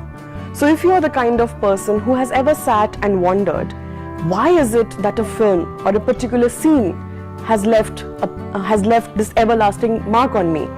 Or if you're the kind of person who would want to learn to appreciate cinema for the art that it is, then you're at the right place. This course is available as a 4-credit discipline elective course as per the UGC CBCS curriculum for BA Honours Journalism in its 6th semester. You can earn these 4 credits upon course completion, which includes assignments, quizzes, and a final exam. Now, talking about what this course has, like what all this course is all about. So the course is divided into 5 units, and each unit consists of various video lectures which are supplemented by some reading material. And in these video lectures, we will be discussing some topics which will be related to the main topic that has been assigned to a particular unit. Now let us look at what these units are. So unit number 1. Unit number 1 is called Language of Cinema. This is where we will discuss the various elements that form a part of filmmaking. So we will be talking about the visual language of cinema. We will also discuss the advent and the use of sound as well as music in films. We'll also trace the history of cinema and try to understand how is it that this world of cinema came to be. Next, we have unit number 2. This is called Social Context and Film Forms. Here we'll be looking at where its very inception and nation building takes center stage in the films that are made during that time. Later, we will talk about the Indian New Wave, which gave rise to parallel cinema or art cinema as we know it. Lastly, we will talk about globalization and the kind of impact that has had on Indian cinema. Finally, we have unit number 5 called Film Culture. Here we will discuss topics like film criticism, film censorship, cinephilia, as well as filmmaking as a practice. So this has been a brief overview as to what is to come in the coming weeks. I hope you now have a better idea of what to expect. I wish you all the very, very best. Thank you very much.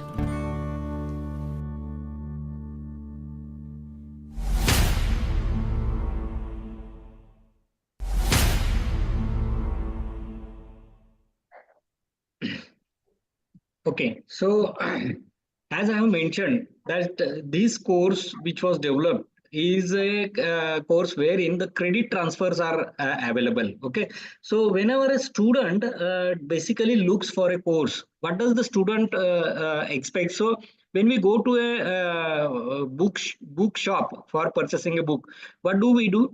We obviously we read the title, we see the index, okay, we see the authors, okay, and just like that we just go through the contents. So similarly, if you have observed this video very carefully, obviously it was very entertaining. Okay, the multimedia contents were very nicely blended, mixed into the speaker's video basically. Then they have mentioned the title of the course, okay, how is it is important, who can enroll to this course, who are the target audience, how many credits are offered, what kind of assessment strategies will be there, and what are who is going to teach, okay, then and what are the assessment strategies. So this everything is very beautifully covered in this particular video. And if at all you want to apply for a MOOC proposal, your proposal should also be supported with a promotional video just like this. If your video is like this, the chances of your proposal getting shortlisted will be more. Okay, fine. So this is how your promotional video should be there. Now let's come to the next part, course development. Coming to the course development, so this was related to course proposal.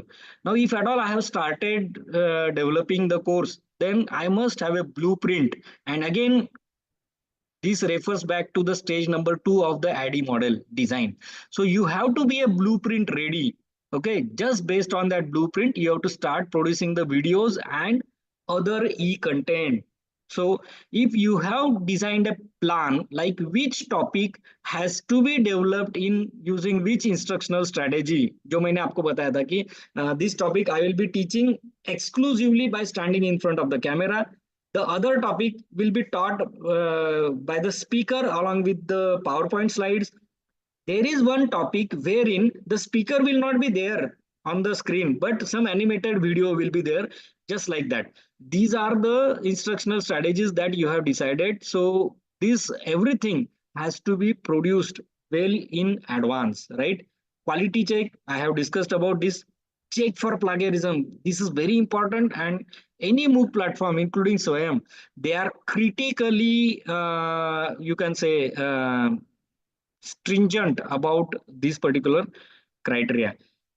Prepare a transcript. Transcript is very important because see, many times the accents are like that the people do not really understand what the speaker is speaking, right? So if your accents are not very clear, the transcript will help. And secondly, the transcripts are also useful for translating the content into the any other regional language. Then whatever the courses contents you are going to develop, you should store them according to the schedule. Okay, the course format, as I have mentioned, introductory video, okay, which we talked about. Then schedule, again we are coming to the same part. So we have to schedule the lectures, the reading materials and assignments according to whatever you have decided. Like week 1 is for unit 1, okay, week 2 is for some second concept, week 3 for third concept, and like that. So for every related concept, your lectures, your reading material and your assignments should be appropriately stored. Otherwise, the thing is that you have uploaded the lecture and reading material for one topic and assignment is for some different topic. This should not happen. So scheduling should be proper. Instructional videos. Now instructional video is different than introductory video. Introductory video is what we have seen just now, that 3 to 5 minute video. Instructional video is where we are going to actually teach into, right? So this is like that. Introduction has to be there in every instructional video. Reading material, obviously we are going to design. Assessment module should consist of various tests, assignment, quizzes, etc. Discussion forum is very important, which will keep your course live. Agar aap interact nahi kar rahe ho, then your learners will never be connected with you. And for proctored exam, you have to coordinate with your agency and the learners.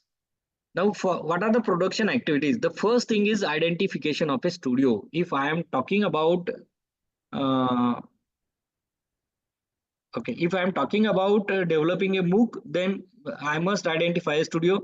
If you have got your own studio, then it is fine. You can have this team. If at all the team is not there, you can certainly approach some professional agency.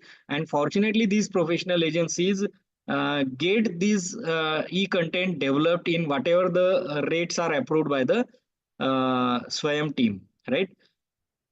Now, while developing the contents, you need to take care of these particular guidelines. The content should be developed using innovative techniques like some sort of lectures, some graphics animations. You should also provide some sort of activities that will keep your learners connected with you.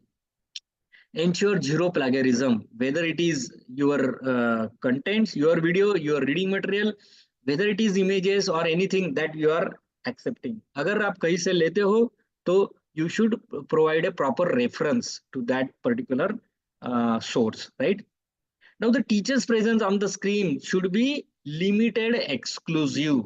So it is not expected that the teacher who is teaching should be exclusively present in the screen all the time. See, it becomes monotonous if only the teacher is seen on the screen, right? So what is expected here is that we have to blend the presence of the teacher with the multimedia contents appropriately. Transcription we talked about. Then module wise we have to finalize the videos which are divided into ideal duration. Okay, the videos have to be divided into ideal duration. Now what is ideal duration? That I am going to discuss later. Now developing a MOOC is a teamwork. It is not a job of a single person. So the course coordinator has to coordinate with the content writers. Okay, now whatever the contents are created by these content writers have to be reviewed by the team of reviewers. Okay, team of reviewers can review whether the contents are academically correct or not, and then you need the support of the video team as well as the multimedia team for graphics and animation, right? So this entire is a teamwork. We have talked about the team. The main person is the subject matter expert. Now this can be you yourself, right? Because you are the expert in your subject, so you will be developing, you will be writing the contents, right? Instructional designer is basically director of your movie, means your MOOC. Okay, instructional designer will decide which topic has to be developed using which instructional strategy. This is what is mentioned here. Choose the appropriate instructional strategy. So for every topic, the instructional designer will mention that, okay, this is very preliminary topic and exclusively the teacher will be explain this, nothing else will be mixed. Second topic may be such that teacher is associated with the PowerPoint slides. The third is where the animated video may be there, and just like that, right? So this everything is decided by the instructional designer in your team. The studio crew consists of the cameraman, the technical assistant. Okay, so these people are required for video switching. If you are recording using 2 cameras, then switching videos are important. Mixing of audios, lighting play a very important role in your video. That again we shall see how lighting is important, right? Then we were talking about the multimedia contents. Okay, so it is expected that I will be creating multimedia contents, and as a teacher, obviously I am not expert of editing the videos, okay, creating the graphics, creating the animation. It is not really that much simpler, and even if I have learned how to design these graphics and animation, still it is time consuming process. So I can hire these people for developing all the media and interactive components, right? You need to have course administrators for managing the learners, okay, their interactions, and mainly to respond to their feedbacks, okay. And technical support is very important. Okay, at every stage you have to provide the technical support. Now what is the setup for a recording studio?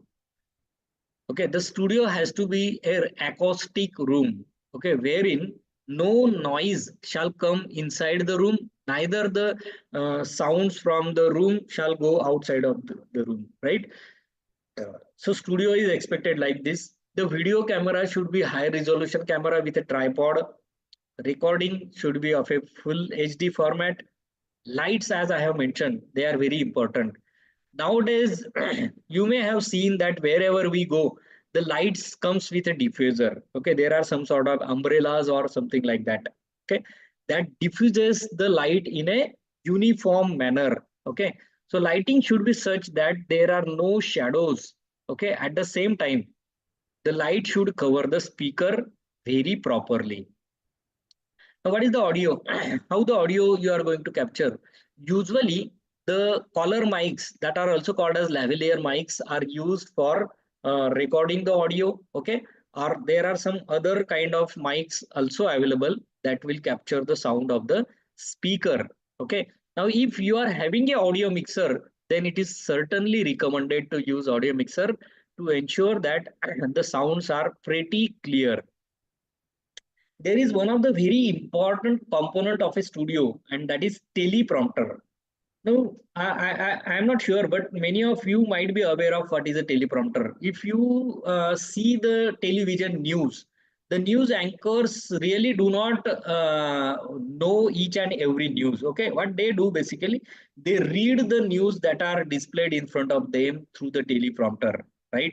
So reading from the teleprompter, although is not encouraged in the guidelines of SWAYAM, but then if you are really expert, okay, then you can certainly go with using the teleprompter. And mostly uninterrupted power supply is very important, because you may have started recording your video, some 5 minutes have been completed, and suddenly there is a power outage. So yeah, that affects your qualities at a large extent.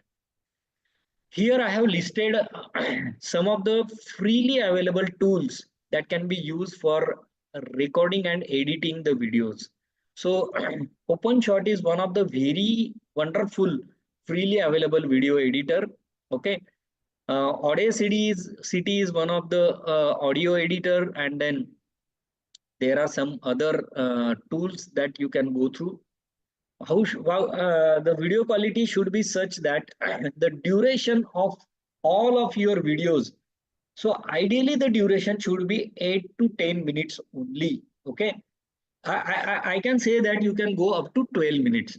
Now, whatever the videos we do, okay, the guidelines mention that these videos should be of these particular durations. Now, see, as a teacher, we are tuned to an environment like my lecture is for 45 minutes or my lecture is for 1 hour. So whenever it comes to recording our lecture videos, we follow the same technique. So what we do, we keep on recording our lectures for 1 hour or 1.5 hours, or maybe even 2 hours lectures are there. But see, the research has shown this kind of thing. What is this? This is the attention span. If you can see at the beginning, the attention span is almost 100%. Okay. And as we move further, as the time elapses in your video lecture, the attention span slowly drops down. So you can see at 10 minutes, after 10 minutes, the attention span is less than 70%, right? And as we move further, you can see after 20 minutes, the attention span is almost dropped to 0. Okay, so this is what the research suggests, and even though this has been experienced by ourselves also, so it is expected that whatever the videos you record, the videos should be recorded in some around 8 to 12 minutes, right? Now, how to record these videos in 8 to 12 minutes? That again is important here. So every video should have a smooth continuation with next or earlier part. Now, what is this? See, when I take a lecture in my classroom, okay, today if I enter my classroom, how do I start?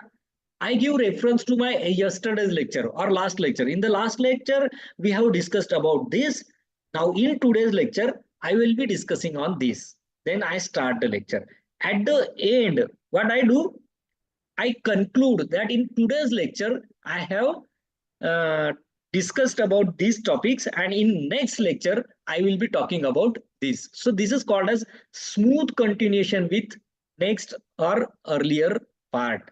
This is very important when you are developing your videos, because it is not necessary that your learners will be watching all the videos serially in one time, right? So that's why this continuation is important. Resolution, obviously, they are like that. Format should be also like this. Sound quality is very important. the sounds that the speaker is using and the sounds of the other contents that we are mixing. Now, even in today's lecture, you may have experienced a small problem. What was the problem? Initially, I was talking and then I said that I am going to show an animated video that is developed by IIT Bombay. So initially, my sound pitch was this much. You may have used your headphones and suddenly when that sound started from animated video, that sound was very high, right? You certainly must have experienced this because it was a live session. But then see, when I'm talking about developing a e-content wherein the video is being mixed by myself, then I can certainly match the levels of sound. So the levels of sound of the speaker and other contents, they should be at one level. The audience, the learner should not get irritated for the changing levels of the volume, right? The contents that you will be mixing, it is expected that these contents are well within the frame. See what happens basically, whenever we go to presentation at some different places, we observe that I'm talking about PowerPoint slides, right? The projectors project their pictures on some sort of screen. And sometimes it happens that the picture goes beyond that screen. So some part of your presentation is always outside the screen and we say that that is clipped part. Okay, वो दिखता नहीं है, that is not visible. So whenever you are developing your own e-contents, you have to ensure that all the contents are within the frame only. They are not clipped or cropped. The contents should not be blurred. What happens? Your cameras have the feature of autofocus. So sometimes it happens that the camera blurs a particular object and focuses on some another object. So such kind of technical issues you have to ensure in your video, right?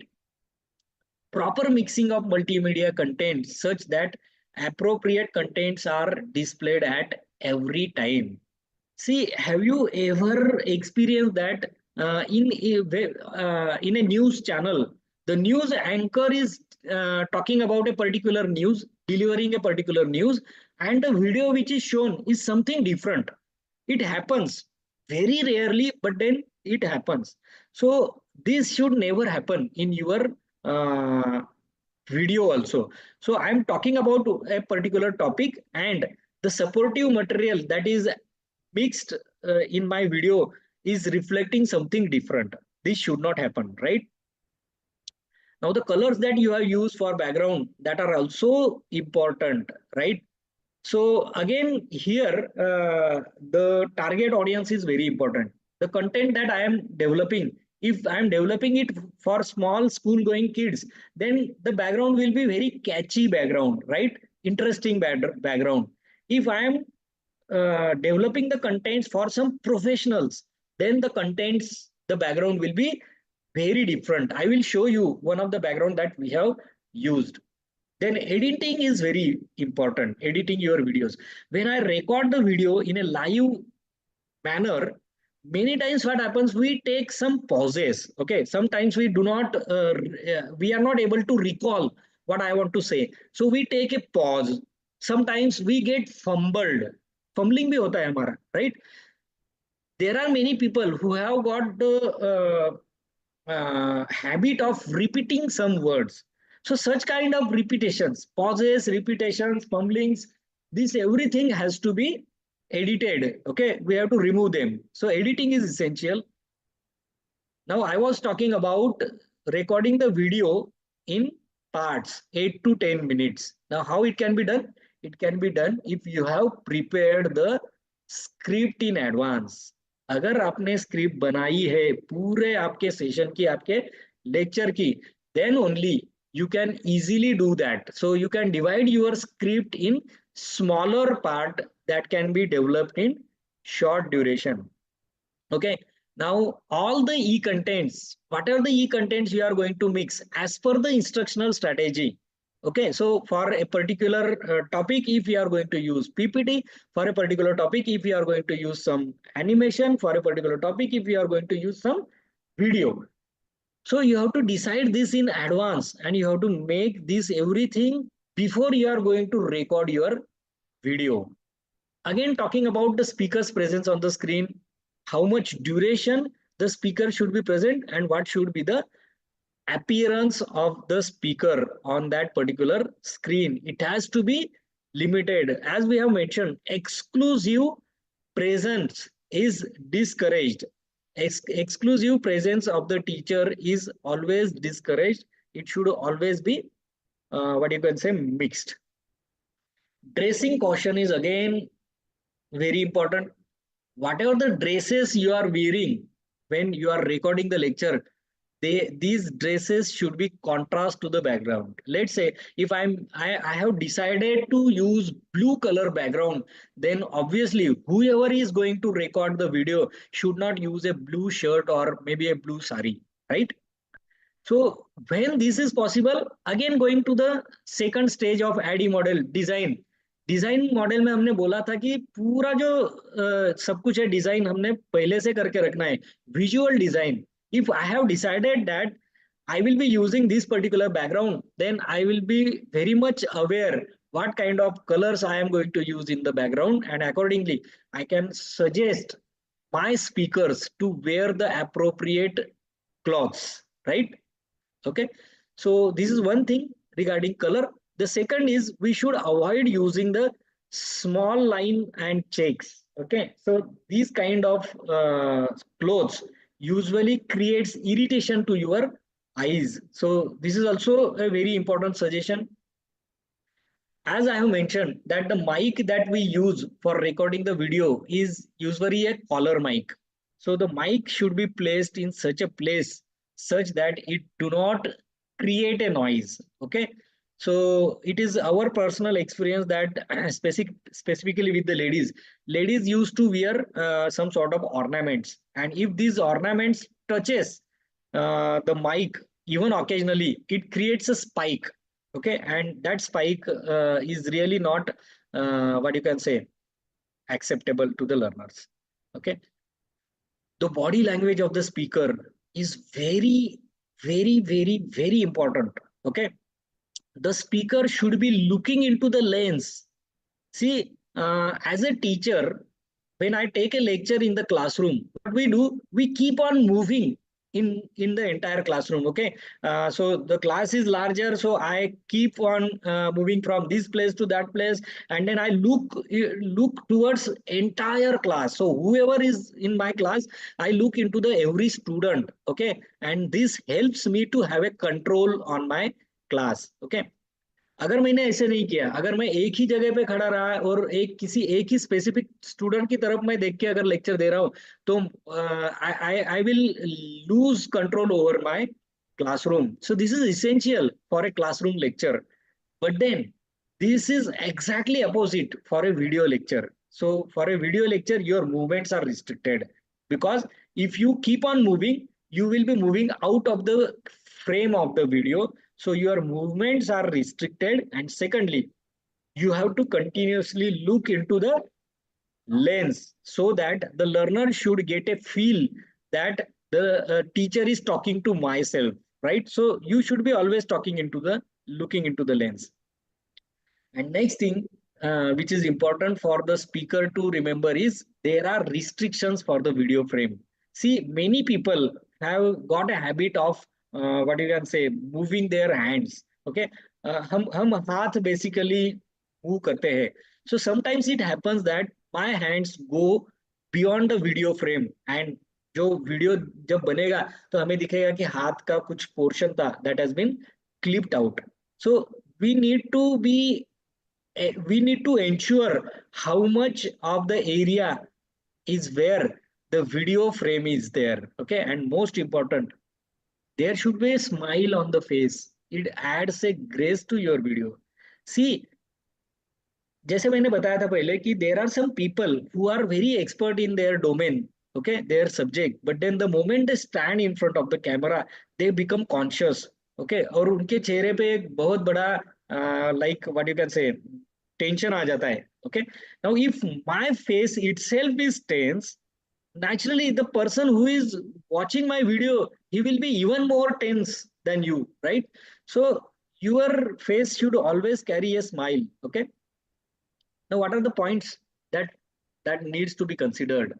uh, Technology, you must understand the technology for production as well as uploading. So what kind of videos you are going to what I can say, produce? Okay, which technology you are going to use, and again, uh, where you are going to upload all these e-contents, length of material for each module. See, uh, we have seen in the beginning that every MOOC course has got a specific duration. So if it is a 4 credit course, then it is a 40 hours course, right? So out of 40 hours, 20 hours are dedicated for video. So whatever your entire course is there, there might be, let's say, 10 modules. So if there are 10 modules, your entire 10 modules should be covered in 20 hours. आपके जितने भी video है 20 घंटे में पूरे के पूरे cover होने चाहिए. So इसमें अगर हमने पहले से प्लान करके नहीं रखा, if we haven't planned in advance, then what will happen? We directly started recording, and for first three modules, 10 hours have been already completed for video, and for rest of the 7 modules only 10 hours are remaining, right? So this is where we should always plan in advance. This is why a script is very important. Okay, if you have written a script, you can certainly estimate how much of the time will be required for every module, and accordingly you can limit the length of each material, every module. Then schedule, you have decided a schedule, you must follow the schedule very strictly. Like in first week, these contents will be uploaded. In second week, these contents will be uploaded. If I have declared that after every module there will be a test, this test should compulsorily be uploaded. Then see, although the funds are available, you have to plan such, you have to plan such that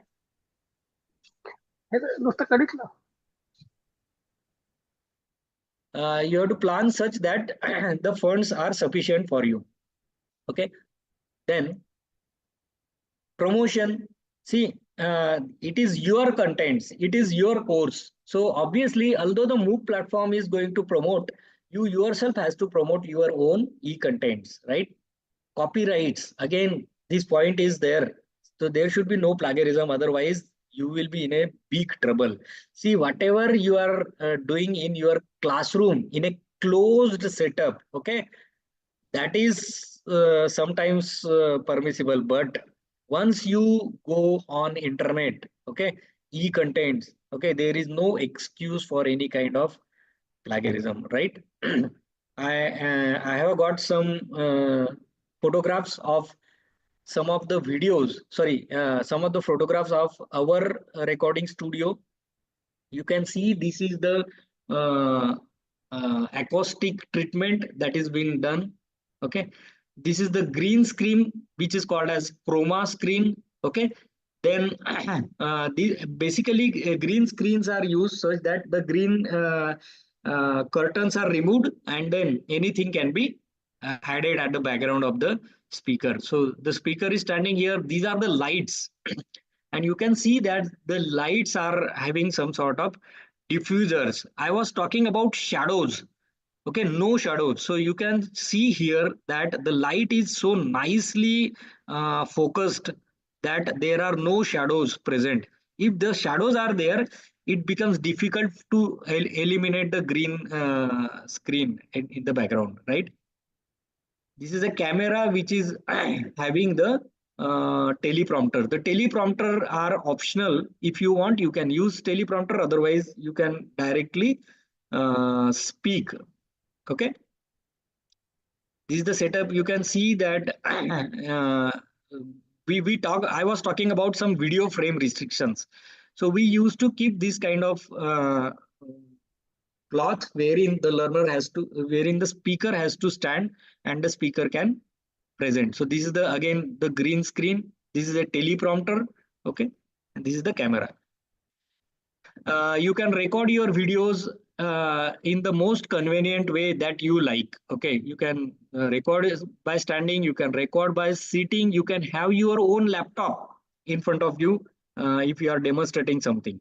Okay, I was talking about the background that can be used. Okay, entire recording usually are done on the chroma screen, green curtains, and I'm sure all of us are now aware of what are the chroma screens. Okay, the Bahubali movie, the most of the part of this Bahubali movie was recorded in front of the chroma screen, and then it was edited later on, right? So here also we have used the same thing, and I was talking about what design should be chosen in the background. Okay, I have given you the example, like if my lectures are for some school going kids, then the background will be very attractive, catchy, entertaining, interesting, something like that.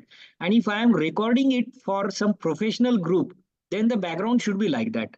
Now whatever the videos we have developed in this particular example, they were for refresher courses, for teacher education courses, right? So see which background we have used here, right? See what we did here. We have removed that green curtain and we have taken the photograph of some cupboards from our library, and we added that photograph in the background of this particular teacher. Okay, then again I was talking about designing the visuals, visual design, making the visual design in advance.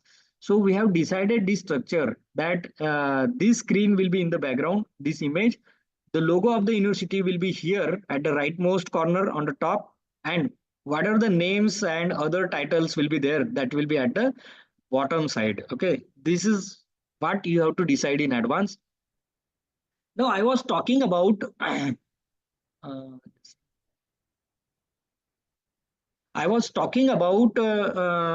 designing the e-contents well before you are recording the videos.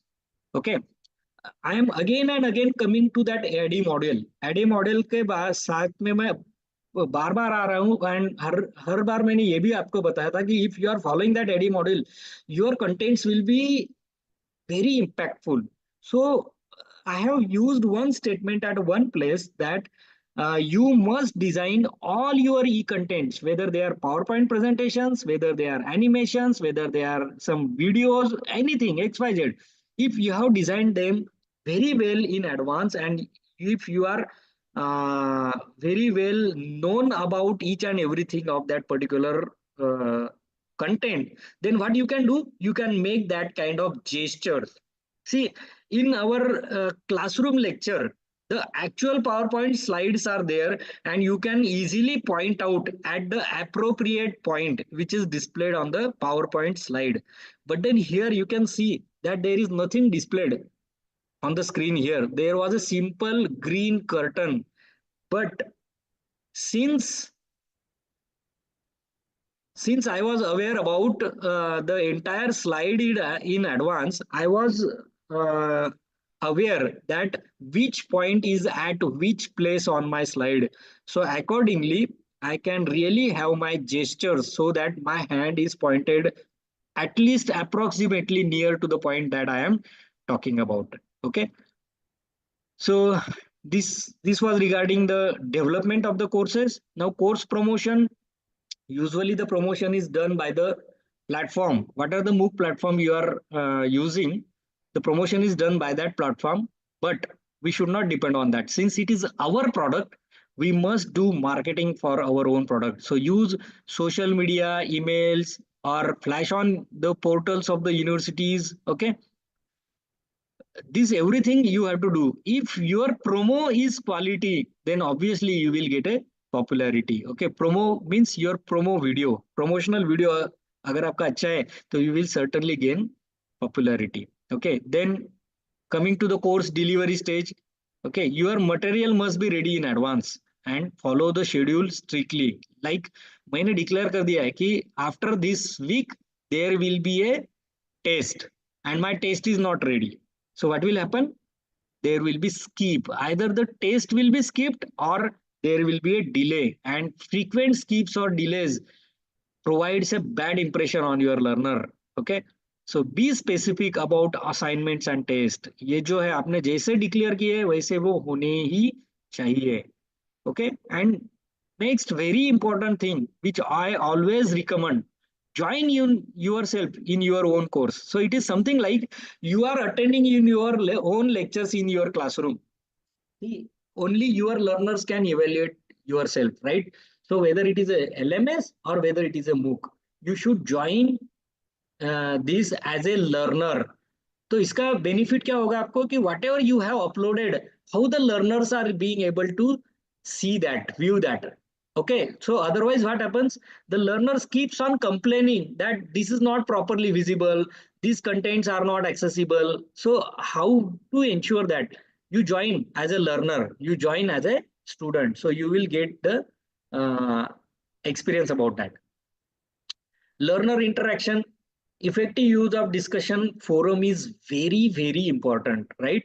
You should answer each and every query even though it is repeated. See, in the classroom what happens, if your student asks you some question, okay, and you have answered, the other students who are again sitting at the same time in the same classroom, they will be able to listen to your answer, right? So they will not ask you the same question again. If somebody asks you the same question again, what you will do? You will tell him that just now I have answered the question, haven't you listened to that, right? But then this doesn't happen in case of the discussion forum for MOOCs or any e-content platform. See, the question that was raised by one of the person and you have answered, it may be possible that another learner hasn't seen that particular question and he has raised the same query again. So you have to answer each and every query irrespective of whether it is repeated. Okay, this gives a impression like this teacher is very caring and he is really taking care of every learner. Okay, you need to frequently check for any new queries or the feedback. So if somebody has given the feedback that sir, this particular video is not really clear, there are some technical glitches which are reported, then you should immediately take care of these feedbacks, right? Promptness keeps it live. Very important. The more prompt you are, the more popular you will be. Otherwise, the what you can say, your impression will be such that whenever I have asked a question, I ask a question today and I get a reply after 10 days, right? So this impression will be bad. So promptly you should reply. You should keep reminding the learners about important events. See, assignments are there. Okay, for MOOC courses, there is internal and external assignments, right? So you need to keep on reminding them that yes, there is a deadline for this assignment. The exam forms are available and you have to fill up the exam form by that particular date and just like that. Okay, get the help from teaching assistant. So since the number of learners are huge, okay, you can get the help from your teaching assistants. This is where I have shown the example of announcement. So I have helped the learners how to submit the assignments, right? तो जो मैंने आपको बताया कि you have to provide what you can say help to your learners. So we have provided assignments, but then many of the learners were not able to upload the assignment. So what we did, we recorded a video and uploaded on YouTube and we have shared it, that assignments can be uploaded in this particular manner. Now, whatever the guidelines I was talking about here, the guidelines for course coordinators for development of MOOCs, these are the guidelines. These are whatever guidelines are there, these all are from the SWAYAM, UGC SWAYAM. So you can see here UGC structure of the MOOC course with guideline to be followed by course coordinators for development of MOOCs courses. So you can see introductory course 5 to 7 minute duration, weekly introductory 1 to 2 minute duration, week wise contents. I was talking about e-text, right? Then self-check exercises. Okay, teleprompter I was talking about. Okay, so audio has to be clear and of superior quality. Video must include multimedia, animation, documentary, simulation. Okay, then these are the recording formats.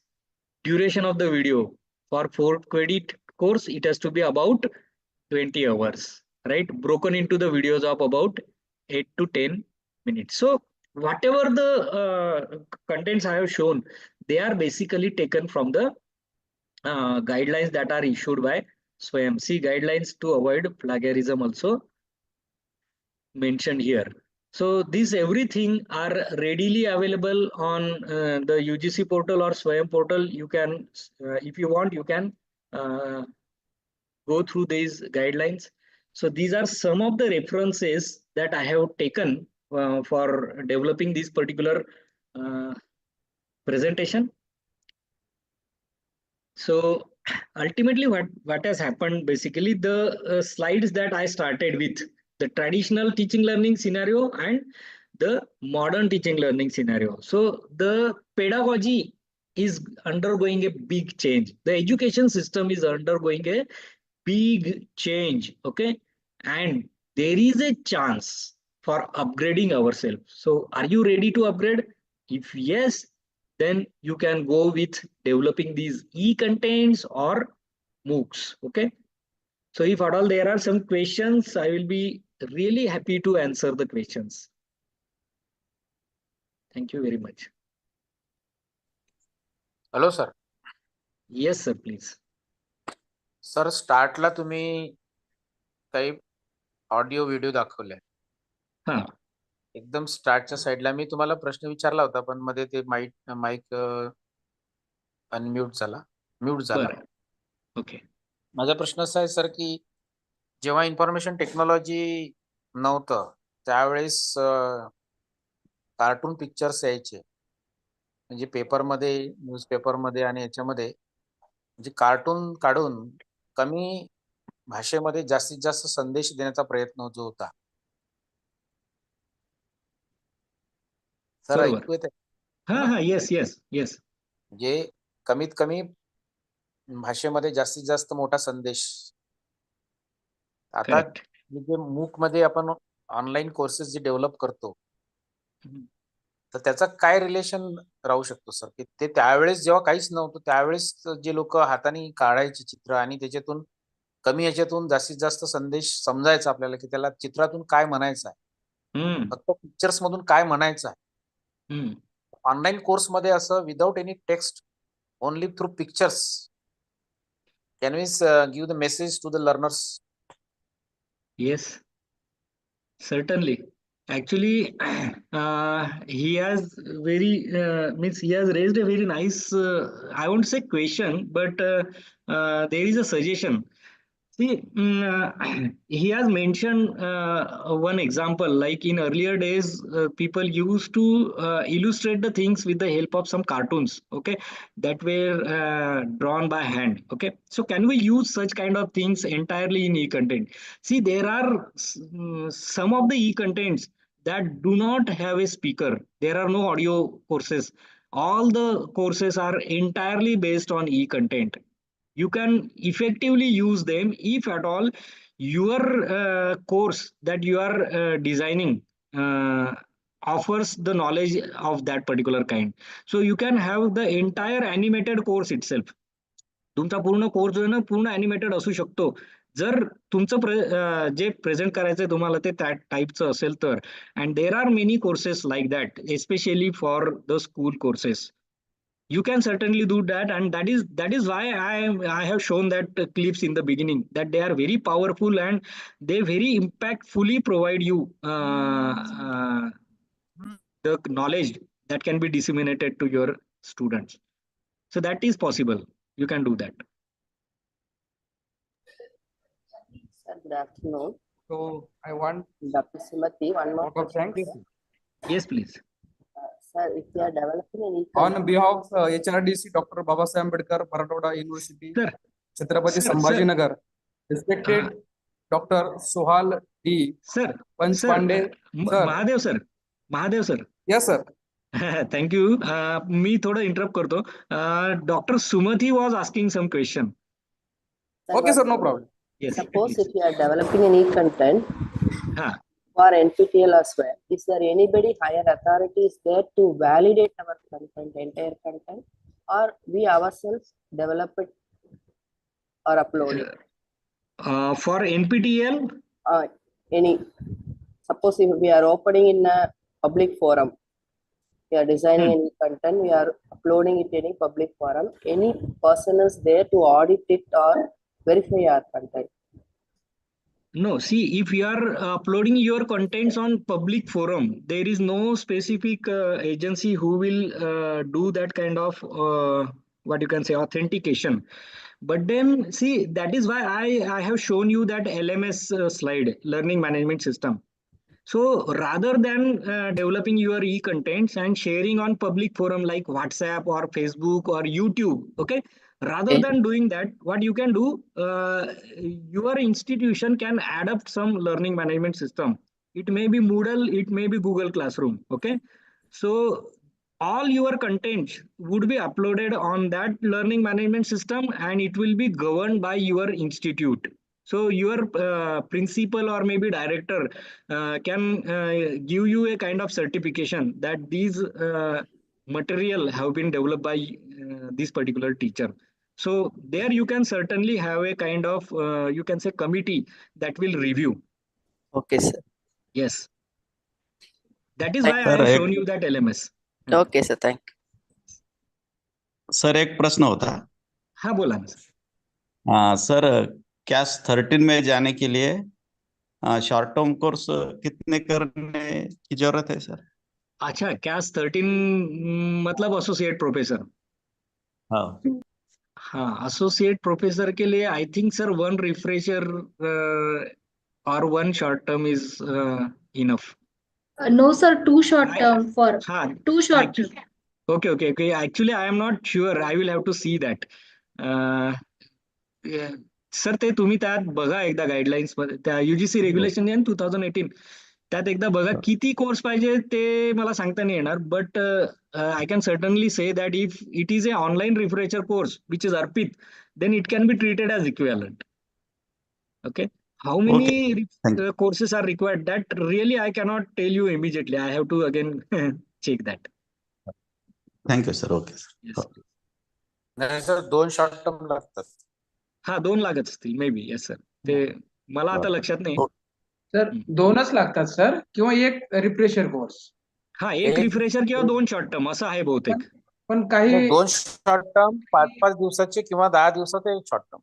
एक minute, काय होतं sir की बऱ्याच वेळेस संचालक कार्यालयाकडून 5-5 दिवसाचे 2 किंवा 10 दिवसाचा एक. पण असं काही ठिकाणी सर रिफ्रेशर कोर्सला काही संचालक अडवतात. 2 STC करणं त्यांना थोडस ते आता त्या विभागाच्या जेडीवर डिपेंड आहे. पण जास्तीचा एक करून ठेवायचा म्हणजे मग वेळेवर पंचायत होत. हा, हे सगळ्यात ऍडिशनल असलेलं कधी वाईट नसतं, करून ठेवायचं. काय होतं ते it depends on. Me corona काळामध्ये 6 STC केले. 6. जॉईंट डायरेक्टर म्हणाले बापरे म्हणे तुम्ही तर खूप सारं करून ठेवलं. म्हटलं आता तुम्ही कुठलंही घ्या. सर माझा एक प्रश्न होता. Yes sir, please. सर प्रोफेसरसाठी फिजिकल एज्युकेशन डायरेक्टर आणि लायब्ररियन यांना प्रोफेसरसाठी एक रिफ्रेशर किंवा 2 शॉर्ट टर्म लागतात का? हो 2 शॉर्ट टर्म आणि PhD. Okay sir, okay. 2 short टर्मच्या ऐवजी एक रिफ्रेशर केलं तरी चालते ना? नाही त्या ह्याच्यावरती आहे सर. नाही रिफ्रेशर तुमचे संपतात. तुमचे जे 12वी लेवल आहे ना. Yes sir, yes. 12वी लेवल पर्यंतच रिफ्रेशर ओरिएंटेशन, नंतर सगळी STC सुरू होतात. बरं सर, बरोबर. तर हे तुम्ही तुमच्या युनिव्हर्सिटीचे डायरेक्शन बघा आणि एकदा तुमच्या जॉईंट डायरेक्टरचे सुद्धा बघून नाही सर, युजीसीचे डायरेक्शन्स आहेत ना तसे. युजीसीचे सगळ्यांना लागले. आहेतच हो, तर ते म्हणून म्हटलं एकदा चेक करून घ्या राईट नाव कसं. आणि लायब्ररीन आणि फिजिकल ला दोघांनाच असं आहे की त्यांना फक्त प्रोफेसरलाच पीएचडी लागतं, बाकी 13A लेवल पर्यंत पीएचडी त्यांना सुद्धा लागत नाही. गरज नाही. ओके. ओके, काही प्रश्न आहेत आणखी? Thank you sir. Mahadev Chunche sir, मी आपणास विनंती करते की आपण आभार प्रदर्शन करावे. Okay, madam. On behalf of HRDC, Dr. Babasaheb Ambedkar, Marathwada University, Chhatrapati Sambhaji Nagar, respected Dr. Suhash D. Pachpande sir, thank you for your insightful session on MOOCs. Your your guidance on its impact on opportunities in education was truly valuable. We appreciate your time and expertise. Special thanks to the organized committee and participant. Thank you so much. Thank you everyone. Very nice session, sir. Very informative. Thank you madam. Thank you very much. Thank you very much, sir. Very nice. Thank you.